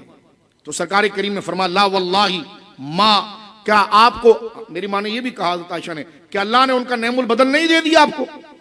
میں ہوں اور ہیں، تو خدیجہ تو فوت ہو گئی کہ اللہ نے ان کا نعم البدل آپ کو نہیں دے دیا؟ یہ سیدہ عائشہ نے حضور سے کہا۔ اب حضور نے کیا جواب دیا؟ واللہ ما ابدلنی اللہ خیرا منہا، ہاں عائشہ اس کا بدل خدا نے نہیں دیا، یعنی سیدہ خدیجہ جیسی نہیں دی۔ فرمایا سنو عائشہ، لقد آمنت بی اذا کفر الناس، اس نے میرا ساتھ اس وقت دیا جب لوگ کفر کر رہے تھے، جب لوگ میرے سے دشمنی کر رہے تھے تو مجھے ساتھ دینے والی حضرت سیدہ خدیجہ تھی۔ اور قرآن نے ذکر کیا وَوَجَدَكَ عَائِلًا فَأَغْنَا، حبیب ہم نے آپ کو کئی مسائل میں دیکھا تو آپ کو غنی کیا، وہاں دو تفسیر ہے، حضرت ابوبکر صدیق اور حضرت خدیجہ، ان کے مال کے ذریعے حضور کے مشن کو مدد اللہ نے عطا فرمایا، فاغنا، غنی کر دیا۔ تو حضور کیا فرماتے ہیں؟ نہیں، خدا کی قسم اللہ تعالیٰ نے مجھے ان کا نعم البدل نہیں دیا، وہ اس وقت مجھ پر ایمان لائیں جب دوسرے لوگوں نے کفر کیا، انہوں نے اس وقت میری تصدیق کی جب دوسرے لوگوں نے مجھے جھٹلایا، اور انہوں نے اس وقت اپنے مال سے میری مدد کی جب دوسرے لوگ میری مدد نہیں کرتے تھے، اور اللہ تعالیٰ نے دیگر عورتوں کے برعکس ان کی ہی بطن سے مجھے اولاد عطا فرمائی۔ یہ سرکار دو عالم صلی اللہ علیہ وسلم نے خود یہ مقام حضرت سیدہ خدیجہ کا بیان فرمایا کہ یہ، اور آپ دیکھتے ہیں کہ جب غزوہ بدر لڑی گئی تھی نا، حضرت خدیجہ تو وصال کر گئی، اور حضرت خدیجہ سے یوں سمجھ لیجئے کہ آپ 4 سال یا 5 سال بعد بدر ہوئی ہے، اور بدر کے اندر حضور کے جو داماد تھے حضرت زینب بنت رسول اللہ صلی اللہ علیہ وسلم کے جو شوہر تھے ابو العاص، بعد میں انہوں نے اسلام قبول کیا، حضور نے یہ شرط لگائی تھی کہ جو بھی پکڑا گیا ہے وہ اس کو چھوڑا جب جائے گا 2 وجہ سے، یا تو وہ ہمیں لکھنا پڑھنا سکھائے ہمارے لوگوں کو، یا وہ جرمانہ بھرے اور جائے۔ تو ابو العاص نے کہا کہ میں اپنے گھر کسی کو بھیج دوں، تو انہوں نے فرمایا سب کے لیے حکم ایک جیسا۔ اب ذرا دیکھیے، سرکار مدینے کے اندر ہے اور حضور کی بیٹی مکے کے اندر ہے، اور ان کے شوہر مقابلے پر لڑنے آئے حضور کے سامنے اور گرفتار ہو گئے۔ اب گرفتار ہو گئے تو چھوٹنے کی وجہ کیا بن رہی ہے کہ پیسہ لاؤ، طریقہ تھا یا تو اتنا مال دے دو، یہ لکھنا سکھاؤ۔ تو انہوں نے کہا آپ مجھے اجازت دیجئے، ابھی انہوں نے اسلام نہیں قبول کیا، مجھے اجازت دیجئے کہ میں کسی بندے کو بھیجوں تاکہ گھر سے مال منگاؤں۔ حضور نے کہا ٹھیک ہے جاؤ، انصاف ہے۔ وہ گئے، وہ خادم گیا اور دوڑتے ہوئے جب مکہ پہنچا تو اس نے کہا کہ تمہارے شوہر کو تمہارے والد نے گرفتار کیا ہے اسلام کی وجہ سے، اور وہ یہ کہہ رہے ہیں کہ کچھ دو گے تو چھوٹے گا۔ وہ جلدی سے حضرت سیدہ زینب جو حضور کی بڑی بیٹی، حضور ان سے بڑی محبت فرماتے تھے، اللہ اکبر، سرکار دو عالم صلی اللہ علیہ وسلم بڑی محبت فرماتے، حضرت زینب گھر میں گئیں اور گھر میں جا کر انہوں نے کوئی چیز ایک کپڑے کے اندر لپٹی، کہا تو نے کھولنا نہیں، نہ میرے شوہر کو کہنا کھولنا، کہا میرے والد کے ہاتھ میں دینا اور ان سے کہنا کہ آپ خود کھولیے۔ اب جب وہ غلام وہاں پر آیا اور اس نے ابو العاص جو تھے حضرت زینب کے شوہر، حضور کے داماد، ان کو دیا، کہا کہ حضور کو دیجیے۔ جب حضور کے ہاتھ میں دیا ہے، اب آپ بدر کو اگر ذہن میں لائیں تو ایک ہنگامہ مچا ہوا ہے، لوگوں کو گرفتار بیڑیاں میں ڈالا جا رہا ہے، اور جب حضور کے سامنے لا کر رکھا گیا تو سرکار نے جیسی کھولا تو حضور پر ایک رقت طاری ہو گئی، اللہ اکبر، سرکار پر ایک رقت طاری ہو گئی۔ حضور اتنے روئے کہ سرکار کی داڑھی مبارک سے ایک ایک آنسو ٹپک رہا تھا۔ اس میں کیا تھا؟ سرکار نے اٹھایا تو وہ عقیق کا پتھر ہوتا ہے نا، اس کا ہار تھا، اور یہ ہار حضرت خدیجہ کا تھا جو شادی کے وقت انہوں نے اپنی بیٹی زینب کو پہنایا تھا، رضی اللہ تعالی، اپنی بیٹی کو پہنایا تھا۔ اور آپ کو میں ایک جملہ یہ کہنا چاہتا ہوں کہ جب ابو العاص جو ہے نا، یہ کوئی غیر نہیں ہے، یہ حضرت خدیجہ کے سگے بھانجے ہیں، اور یہ حضرت خدیجہ کو بہت اچھے لگتے تھے۔ تو سرکار سے ایک دن سیدہ خدیجہ کہنے لگی، یا رسول کہ میں یہ چاہتی ہوں کہ اپنی جو بیٹی ہے نا زینب، اپنی بیٹی، یہ اعلان نبوت، اپنی بیٹی ہے نا جو زینب، ان کی شادی جو ہے نا ابو العاص سے کر دی جائے۔ حضور نے کبھی، اب آپ نے دیکھا کہ حضرت خدیجہ کا حق حضور کتنا رکھتے تھے، کتنا احترام اور محبت تھی، لیکن دیکھیں بیٹی کے حق حضور نے کیسے ظاہر کیا۔ فرمایا خدیجہ اگر تم کہہ رہی ہو کہ تمہاری بہن کا بیٹا ہے تو مجھے کوئی حرج نہیں، لیکن ایک دفعہ میری بیٹی زینب سے پوچھنا کیا وہ شادی پر راضی ہے۔ یہاں سے شریعت کا مقام نکلا کہ کان پکڑ کر کہیں نہیں بہا دینا، پہلے اس بیٹی کی مرضی پوچھنا کہ کیا وہ راضی ہے۔ اور یہ جواب رسول اللہ کس کو دے رہے ہیں؟ یہ سیدہ خدیجہ کو دے رہے ہیں جو حضور کی انتہائی محبوب زوجہ ہیں، جو میں نے آپ کے سامنے بات عرض کی ہے۔ یہاں سے شرعی مسئلہ یہ بھی آپ کے سامنے واضح ہو رہا ہے کہ جب حضرت خدیجہ نے اپنی رائے دی کہ میں یہ چاہتی ہوں کہ میری بیٹی زینب کی شادی ہو جائے ابو العاص کے ساتھ، حضور نے فرمایا مجھے کوئی اعتراض نہیں ہے، لیکن ایک دفعہ زینب سے پوچھ لینا کہ کیا وہ ابو العاص سے نکاح کو پسند کرتی ہے۔ تو یہاں سے بھی شریعت کا مسئلہ پتا چلا کہ ماں باپ کو چاہیے کہ بیٹی کی مرضی پوچھے۔ ہاں، بیٹی اگر ایسی جگہ پر ہاں کر رہی ہو کہ جہاں پر اخلاق اور دین نہ ہو، عمر ایسی ہوتی نادانی کی، تو پھر باپ کو چاہیے کہ وہ بیٹی کو سمجھانے کے لیے کچھ سمجھدار لوگوں کو لائیں تاکہ وہ اس کی خرابی واضح کریں کہ بیٹی جہاں تو نکاح کا کہہ رہی ہے ہمیں حرج نہیں، لیکن وہاں دین نہیں ہے، وہاں اخلاق نہیں ہے، صرف پیسہ نہیں دیکھا جاتا۔ رسول اللہ نے فرمایا نکاح کے لیے حسن دیکھا جاتا ہے، پیسہ دیکھا جاتا ہے، یعنی مال دیکھا جاتا ہے اور دین اور اسٹیٹس دیکھا جاتا ہے، اور حضور نے فرمایا سب سے بہتر یہ کہ دین دیکھا جائے، پیسہ نہیں، دین دیکھا جائے، کیا کما رہا ہے کیا نہیں، اللہ برکت دے دے گا دین کی برکت سے۔ لیکن دین کا کیا مطلب ہے کہ اسے شرم ہو خدا کی، شرم ہو، اسے حیا ہو رسول سے، اسلام سے، اتنی حیا ہو کہ جب دین کی بات آئے تو سٹیپ ڈاؤن کرے۔ ایسے بھیڑیے کے حوالے بیٹی دے دینا کہ جس کو قرآن و سنت کی پتہ نہیں ہے، تو ایسا ظلم کبھی نہ کرنا۔ اگر بیٹی اس میں حامی بھی بھرے تو اس کو تیار کرنا حضرت خدیجہ کے قول کے ساتھ، ازواج مطہرات کے قول کے ساتھ، کیونکہ اب باپ کو یہ اختیار ہے کہ وہ اس کو روکے، اس کو سمجھائے کہ جہاں پر دین نہ ہو، جہاں اسلام نہ ہو۔ لیکن اس کے لیے باپ کو بھی یہ چاہیے کہ وہ دیکھے کہ انٹرنیٹ کی بھرمار ہے، وہ اپنی بیٹی کو موبائل تو دلا چکا ہے، لیکن بیٹی اس میں کیا ملاحظہ کرتی ہے، کن کے ساتھ اس بیٹی کی جو ہے کہ زندگی گزرتی ہے۔ یہ کہ موت کے دہانے میں جانے کے بعد میں کسی عالم کے پاس جا کر کہیں جی آپ تعویذ دے دیجئے، تو میں نے اس کے ہر پہلو کی طرف توجہ دلائی ہے آپ کی۔ حضرت خدیجہ کو رسول اللہ نے یہ فرما دیا تھا کہ مجھے کوئی اعتراض نہیں ابو العاص کے لیے، لیکن آپ جو ہے پہلے یہ دیکھو کہ زینب اس سے راضی ہے کہ نہیں ہے۔ بات کو ختم کرتے ہیں آخری جملے پر۔ جو یہ شادی ہوئی ہے نا ام المومنین حضرت خدیجہ کے ساتھ، کیونکہ ظاہر سی بات ہے یہ موضوع اتنا بڑا ہے کہ ہم اس کا احاطہ نہیں کر سکتے، چاہیے یہ کہ آپ وقت نکالیں اور وقت نکال کر اس کا مطالعہ کریں اور اس کو ملاحظہ کریں۔ حضرت خدیجہ رضی اللہ تعالیٰ عنہ کی شادی جو رسول اللہ کے ساتھ ہوئی، اس پر علماء نے ایک تبصرہ بڑا زبردست کیا ہے، اور اس کو ذرا دل کے کانوں سے سنیے گا، اور بالکل مانا کہ تراویح آپ نے بھی پڑھی ہے، میں نے بھی پڑھی ہے، رات کا وقت ہو گیا ہے، لیکن یہ ذکر بڑی تازگی سے، اور خدا را اس ذکر کو اس لیے نہیں سنیے میں اور آپ کہ بس ٹہلانا ہے اور اپنا ٹائم پورا کرنا، نہیں، یہ دلوں کے ہر قسم کی گویا کہ میل و کچیل کو دور کرتا ہے۔ اس پر میں اپنی گفتگو ختم کر رہا ہوں کہ رسول اللہ کی شادی حضرت خدیجہ سے ہوئی، تو اس میں قدرت کی حکمتیں کیا تھی۔ علماء لکھتے ہیں وَقَدْ اِخْتَارَهَا صَلَوَاتُ اللَّهِ عَلَيْهِ لِسِدَادِ رَائِهَا وَوَفْرَةِ زَكَائِهَا وَكَانَ زَوْجُهُ بِهَا زَوَاجًا حَكِيمًا۔ اللہ اکبر۔ فرماتے ہیں حضور نے حضرت خدیجہ کو ان کی اصابت رائے، ذہانت کی وجہ سے، کیونکہ اتنا بڑا مشن لے کر حضور چل رہے ہیں، حضور کو ایک سپورٹ چاہیے تھا، اور اس میں دیکھو ابھی میں نے حدیث پڑھی، حضور نے فرمایا سب نے مجھے چھوڑا، خدیجہ میرے ساتھ آئی۔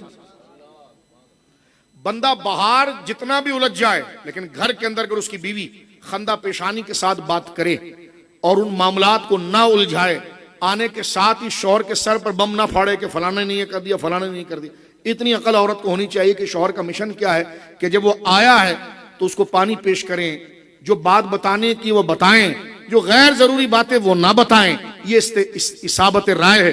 جبکہ شوہر بھی باہر کسی سچائی کے مشن پر ہو، اور اگر سچائی کے مشن پر نہ ہو تو پہلے اس سے توبہ کرے، کیونکہ پھر یہ تو عذاب اس کے سر آ گیا ہے۔ کیونکہ یہاں پر مثال سیدھا خدیجہ کی دی جا رہی ہے نا، تو پھر اگر آپ کو میں اور آپ چاہتے ہیں اس سترے ماحول کے لیے، تو ہمارے دامن میں جو دھبے ہیں مجھے اور آپ کو دھونا پڑے گا۔ یہی مقصد اس یوم کا، اس لیے تو نہیں کہ صرف بیٹھے اور چاول کھا کر چلے جائیں، نہیں، مقصد یہ ہے کہ ہم نے اپنے اندر تبدیلی لانی ہے۔ ہمارے سامنے، میرے اور آپ کے سامنے ایک نور والا ماحول آ رہا ہے، تو ہم اپنے اندر جہاں اندھیرا دیکھ رہے ہیں تو اعتراف کریں کہ یہ عادتیں میرے اور آپ کے اندر غلط ہیں۔ ہماری بہنیں اعتراف کریں کہ یہ عادت ہمارے اندر آپ کے اندر غلط ہے، اس کو نکالیں اور یہ عادتیں لے کر آئیں، تب پتہ چلے کہ ہم نے سیدہ خدیجہ کا یوم کیا ہے۔ یہ تو نہیں ہو سکتا کہ خدیجہ پاک کا یوم کرنے کے بعد عادتیں وہی رہیں اور ہماری زندگی کے اندر ان کی کوئی مبارک جھلک نہ رہے۔ تو کیا فرماتے ہیں، جو بات کا آخری خطبہ ہے اور بڑا توجہ طلب ہے، غیر کیجئے، فرماتے ہیں کہ جناب یہ میں نے شروع سے اس لیے تقریر شروع کیا ہے، میں چاہتا تھا اس خطبے پر ہی تقریر کروں اور جو آدھا گھنٹہ پونا گھنٹہ وہ اس پر بولوں، لیکن سادہ ہمارے دوست بیٹھے تھے، تو لہٰذا میں نے کہا کہ وہ یہاں سے شاید ان کو پیچھے کا لنک سمجھ میں نہ آئے، اس لیے میں نے بات وہ سیرت سے شروع کی ہے، تاکہ کوئی بندہ یہ نہ کہے کہ رات کو 1 گھنٹہ لگایا تو سمجھ میں کچھ نہیں آیا۔ سمجھ میں آیا اس لیے کہ ہم نے بالکل بیسک سے بات آگے پہنچائی ہے۔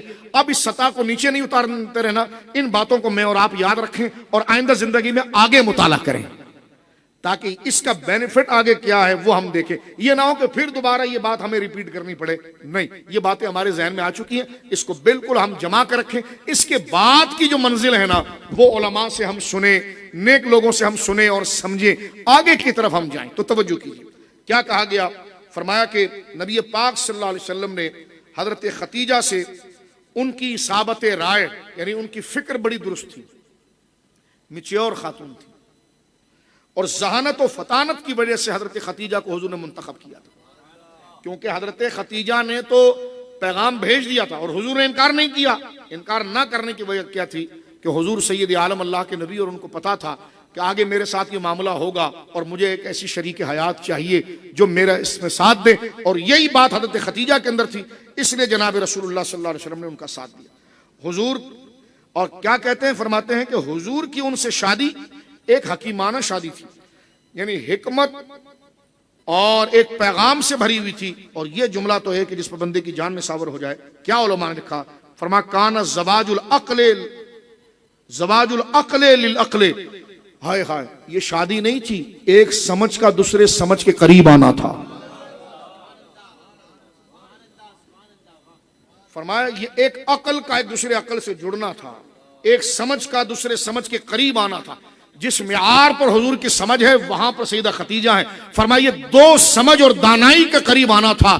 آج 15 صدی ہو گئی ہم کلمہ پڑھ رہے ہیں, یہ اسی سمجھ اور اسی جوڑ کا نتیجہ ہے کہ ایمان مجھے اور آپ کو مل گیا اور آسانی سے. فرمایا کہ جناب عمر کا, آگے علماء لکھتے ہیں عمر کا فرق, یعنی زندگی عمر کا فرق اس رشتے کے راستے میں کبھی رکاوٹ نہیں بن سکا. اس شادی کا مقصد قضاء شہوت نہیں بلکہ شادی کا عظیم انسانی مقصد کی خاطر عمل میں آئی تھی. محمد صلی اللہ علیہ وسلم اللہ کے رسول تھے اور اللہ تعالیٰ نے آپ کو رسالت کے انتہائی بھاری وزن کو اٹھانے اور تبلیغ کے کٹھن ذمہ داریوں کے لیے آپ کو رکھا تھا. اس لیے اللہ تعالیٰ نے حضور کے لیے ایک پاک باز, عفت معاب, شرم و حیا والی, ذہین, عقلمند خاتون کے ساتھ زندگی گزارنا آسان بنا دیا تاکہ وہ تبلیغ دین اور اشاعت اسلام میں آپ کی مدد کر سکیں. یہی وہ خوش قسمت خاتون تھی جنہوں نے سب سے پہلے اسلام قبول کیا. سرکار پر جب پہلی وحی آئی, سرکار علیہ الصلوۃ والسلام پر پہلی وحی ہے اور ثقل وحی گھبراہٹ ہے, تو سیدہ خدیجہ کے پاس جب آئی یہ جملہ سنیے, اللہ اکبر. جب ہم کبھی حرم شریف ہم جیسے بیکاروں کو جانا ہوتا ہے نا, تو جنت المالا کی جالی کے سامنے کھڑے ہو کر یہ خطبہ سناتے ہیں. جو میری ماں نے سب سے پہلا خطبہ سیدہ رسول اللہ کی شان میں کیا تھا. اور سنیے, ابھی قرآن اترا نہیں ہے, ابھی قرآن نہیں اترا, لیکن حضور کی زندگی قرآن اترنے سے پہلے خود عملی قرآن تھی. اور اس کو دیکھا ہے سیدہ خدیجہ نے. حضور آ گئے, وحی کا بوجھ بہت تھا, بستر پر لیٹ گئے. ہماری ماں سے کہنے لگے حضور کہ مجھ پر چادر ڈال دو. سیدہ خدیجہ نے چادر ڈالی, لیکن آپ کو کوئی پریشانی نہیں تھی. سیدہ خدیجہ کو کوئی پریشانی, وہ دل ہی دل میں کہہ رہی تھی وہ جو اتنا وقت گزارا اسی دن کے انتظار میں تو گزارا تھا. تم اتنے دن خاموش تھے تو میں بھی خاموش تھی, لیکن آج آپ بول پڑے ہیں تو میں سب سے پہلے تصدیق کروں گی. یعنی اب آپ دیکھیے حضور کی زندگی کتنی معصوم, شوہر کتنا نیک ہے یہ بیوی سے زیادہ کوئی نہیں جانتا, کیونکہ بیوی کے ساتھ شوہر کا جو وقت گزرتا ہے بیوی جانتی ہے کہ میرے شوہر کا مزاج کتنا ہے, پختہ ہے. اب آپ دیکھیے حضور پر کلمہ کوئی بار والا نہیں, سب سے پہلے بیوی پڑھ رہی ہے. سب سے, اور زبردستی نہیں پڑھایا جا رہا کہ تم میری بیوی ہے پڑھو, بلکہ جب حضور جب لیٹے ہوئے ہیں سرکار نے کہا مجھ پر خدیجہ تم جو ہے وہ چادر ڈال دو, مجھے گھبراہٹ ہو رہی ہے. تو آپ نے سرکار کی زلفوں کو سہلایا پیشانی سے, فرما گھبرائیں نہیں آپ, کچھ نہیں ہوگا. بولنا سبحان. حضور کو تسلی دے رہی ہے, امام الانبیاء کو تسلی دے رہی ہے, یہ ہے میری ماں. فرما کچھ بھی نہیں ہوگا. سرکار نے سوالی انداز میں اپنی پلکوں کو اٹھا کر دیکھا کہ کیوں نہیں ہوگا, تو آگے سے کہتی اس لیے نہیں ہوگا کہ انک لتصل الرحمہ, آپ رشتوں کو جوڑنے والے ہیں, وتحمل الکلہ, آپ کمزوروں کا بوجھ اٹھانے والے ہیں, وتقری الضیف, آپ مہمان نوازی کرنے والے ہیں, وتکسب المعدوم, آپ کما کر کمزوروں کی مدد کرنے والے ہیں, وتعین علی نوائب الحق, اور آپ کوئی بندہ اگر سچ بات کرے چاہے اس کے ساتھ کوئی کھڑا نہ ہو, اس کے مخالف 1000 لوگ ہو, آپ جھتے اور مجمع کو نہیں دیکھتے, سچے کے ساتھ کھڑے ہوتے ہیں. یہ وہ اخلاق میں 5 چیزیں علماء نے لکھا جس کو چاہیے کہ اپنی زندگی, اور یہ 5 چیزیں ہوں گی تو کیا ہوگا. میری ماں نے جملہ کہا واللہ ما یخزیک اللہ ابدا, اللہ اس بندے کو ذلیل نہیں کرے گا. فرمایا جو بندہ یہ چاہتا ہے کہ میں ذلیل و خوار نہ ہوں, اس کے لیے سب سے بڑا وظیفہ یہ 5 عادتیں اپنے اندر لے آئے. اور بات یہاں ختم کر رہا ہوں, ابھی مہمانوں کا حقوق قرآن میں ہے, وہ بھی آیت اتری نہیں ہے. سنیے, پڑوسی کا کیا حق ہے یہ آیت قرآن میں, یہ اترا ہی نہیں ہے. غریبوں کا کیا حق ہے یہ تو قرآن میں, یہ تو ابھی اترا ہی نہیں ہے. ابھی قرآن اترا ہی نہیں ہے اور میری ماں وہ باتیں بیان کر رہی جو قرآن میں آنے والی ہے. کیا مطلب 15 سال جو حضور کے ساتھ وہ شادی کی زندگی گزاری ہے. 25 سال کی عمر میں شادی ہو رہی ہے, 15 سال میں 40 سال, آپ 55 سال کی. یہ جو 15 سال کے ڈیوریشن جو گزارا ہے اس میں جو حضور کو قریب سے دیکھا ہے تو گواہی دی ہے. اور بزرگ یہ کہتے ہیں سیدہ خدیجہ ہما وقت انتظار میں رہتی تھی کب آپ خود کو نبی ہونا کہیں گے اور میں اس کی تصدیق کروں گی. اور نبی ہونا کہنا کوئی عام بات ہے؟ یعنی کھڑے ہو کر یہ دعویٰ کرنا کہ یہ آسمانوں کا رب, یہ آسمانوں والا رب جو ہے یہ میرے رابطے میں, یہ مجھ سے رابطہ کرتا ہے, اس سے بڑا دعویٰ سچائی کا اور اس سے بڑی بڑائی کیا ہوگی. سیدہ خدیجہ اس انتظار میں رہی ہیں کہ میں تو آپ کو پہچان گئی تھی کہ آپ وہ ہیں, بولتی اس لیے نہیں ہوں کہ بولا آپ نے نہیں ہے. 15 سال آپ چپ رہے تو میں چپ رہی, لیکن خاموش نبوت کو میں دیکھتی رہی. لیکن جس وقت نبوت نے بولا تو سب سے پہلے اس نبوت کی تصدیق میں نہیں کی ہے. اللہ رب العالمین جل والا ہماری ماں کی صداقت ہماری بیٹیوں اور بہنوں کو عطا فرمائے, ہم تمام کو عطا فرمائے. جتنے میرے بھائی یہاں بیٹھے ہیں اور یہ طویل وقت ہم نے جو گزارا ہے صرف اللہ کی رضا کے, کسی کو ڈانٹنے کے لیے نہیں, ڈپٹنے کے لیے نہیں. جو زندگی مل گئی ہے جن سے محبت کرنی ہے تو پھر دل کھول کے محبت کریں. آپ نے دل کھول کر وقت دیا اور بیٹھے, اور دل کھول کے ہم نے ذکر کیا. کوئی داد و تقریر نہیں کہ کون بڑا کون چھوٹا, بڑے رسول اللہ ہیں اور ان کا گھرانہ بڑا ہے. تو الحمدللہ اس محبت سے ہم نے بیٹھا اور نیت کی, یا اللہ اسی پر ہمیں اجر قبر میں بھی دے و حشر میں بھی. جتنے حضرات یہاں پر شریک ہیں مولا کریم تمام کی حاضری کو مقبول فرما دے اور تمام کے لیے آسانیاں فرما دے. دعا فرمانے اللہم صلی علی محمد وبارک وسلم صلاۃ و سلام علیک. مولا کریم جو ختم قرآن ہوا اسے قبول فرما, قاری صاحب کا پڑھنا اور سامع صاحب کا سننا, نمازیوں کا پیچھے کھڑے ہو کر احترام قرآن اور اعتبار قرآن کے لیے کوشش کرنا, اسے قبول فرما. ام المومنین حضرت خدیجۃ الکبریٰ رضی اللہ تعالیٰ عنہا کا مولا کریم یوم پاک ہوا. یا ہلال الامین اپنے فضل و کرم سے جتنے میرے بھائی اور پردے میں میری بہنیں مائیں بیٹیاں آئی ہیں تمام پر میری ماں کا خاص صدقہ اور کرم فرما دے. وہ سچائیت سب سے بڑی بات تیری ذات پر کامل یقین جو ان میں تھا, یا اللہ اس کے چھینٹے ہمیں عطا فرما. تیرے حبیب کے ساتھ, شریعت کے ساتھ اور اسلام کے ساتھ جو پکا اور پختہ ارادہ ان کا تھا, یا اللہ اس فتنے اور دجال والے دور میں ہم گزر رہے ہیں جو لالچ کا دور ہے, یا اللہ ہمارے دلوں کو اسلام سے راضی رکھ, اپنی ذات سے راضی رکھ, مولا کریم اپنے محبوب سے راضی رکھ, اور یہی فیضان ہمارے بچوں کو دے دے. سب سے بڑی دولت اسلام ہے, سب سے بڑی دولت ایمان ہے. زندگی تو آنکھ بند کرنے میں گزرے گی, اور نہ ختم ہونے والی زندگی جو قبر و حشر کی ہے اس میں کام آنے والا چیز وہ ایمان ہے, توحید ہے, رسالت ہے. یا اللہ سیدہ خدیجہ کے صدقے اس نیک راہ پر ہمیں جاری فرما. ہمارے ماں باپ, رشتہ دار اور اہل ذکر کے جتنے یہاں بیٹھے ہیں تمام کے رشتہ دار, ماں باپ, عزیز و اقارب اور جتنے مسلمان اس دنیا سے رخصت ہو گئے تمام کی مولا کریم مغفرت فرما. جو اس خاندان میں بیمار ہیں اور مسلمان جہاں جہاں پر بیمار ہیں, گھروں میں مائیں بیٹیاں بہنیں بزرگ بچے بیمار ہیں, یا اللہ تمام کو شفا عطا فرما. جو بے روزگار ہیں انہیں صالح روزگار عطا فرما. مولا ہمارے بچے جو تعلیم حاصل کرتے ہیں حیا عطا فرما, شرم عطا فرما. اس دجالیت کے دور میں اسلام دشمن فکر جو پنجے گاڑے بیٹھی ہیں اور دلوں سے حضور کی محبت, قرآن کی محبت, اسلام کی محبت نکال کر ایتھسٹزم, سیکولرزم جو اس وقت لالچ کے ذریعے اور طریقے بہانے کے ذریعے اور مولا کریم خاص لالچ کے ذریعے کہ اسکالرشپ دی جا رہی ہے, فلاں چیز دی جا رہی ہے, اور اس کے جامع کے اندر جو اس دلوں کے اوپر جو تیرے دین کی محبت اور دین کے ساتھ عقیدت اور لگاؤ کے سب سے پہلے اسلام, سب سے پہلے خدا کی شریعت, سب سے پہلے میرے نبی, سب سے پہلے خدا کی توحید, اس شوق کو جو کم کرنے کی کوشش کر رہے ہیں, یا اللہ ہمارے بچوں کی ایمانوں کی حفاظت فرما, یا اللہ ہمارے ایمانوں کی حفاظت فرما. آخری سانس تک اسلام پر کامل یقین دے, ہمیں اس راستے پر نہ لے جا جہاں شک پیدا ہو. ہمیں سننا ہی نہیں ہے, ہم نے اپنے کانوں کو بند کر لیا, ہم اپنی آنکھوں کو بند کرتے ہیں. سچی راہ ہم نے دیکھ لی سیدہ خدیجہ پاک کے راستے پر, اب ہم نے کچھ نہیں سننا کسی کی. اسلام کے خلاف جو بک بک کرے اس مجلس میں نہیں بیٹھنا, اسلام اور دین کے خلاف کوئی بک بک کرے اس کی بکواس ہم نے نہیں سننی, نہ اس طرف دیکھنا ہے. یا اللہ ہمارے ایمانوں کی حفاظت فرما, اس دجالیت کے دور میں ہمارے ایمانوں کی حفاظت فرما. یا اللہ لالچ اور ہرس ہم سے نکال, ایک دوسرے کے لیے کینہ اور بغض نکال, تکبر کا نکال. یا اشرار رحمت ہم سے رخصت ہو رہا ہے مولا کریم, اپنی رحمت میں مولا کریم ہمیں جگہ عطا فرما. اشرار مغفرت تمام اہل ایمان کو نصیب فرما. رب اغفر ورحم وانت خیر الراحمین, جو مانگا وہ بھی عطا فرما, جو نہ مانگ سکے وہ بھی عطا فرما.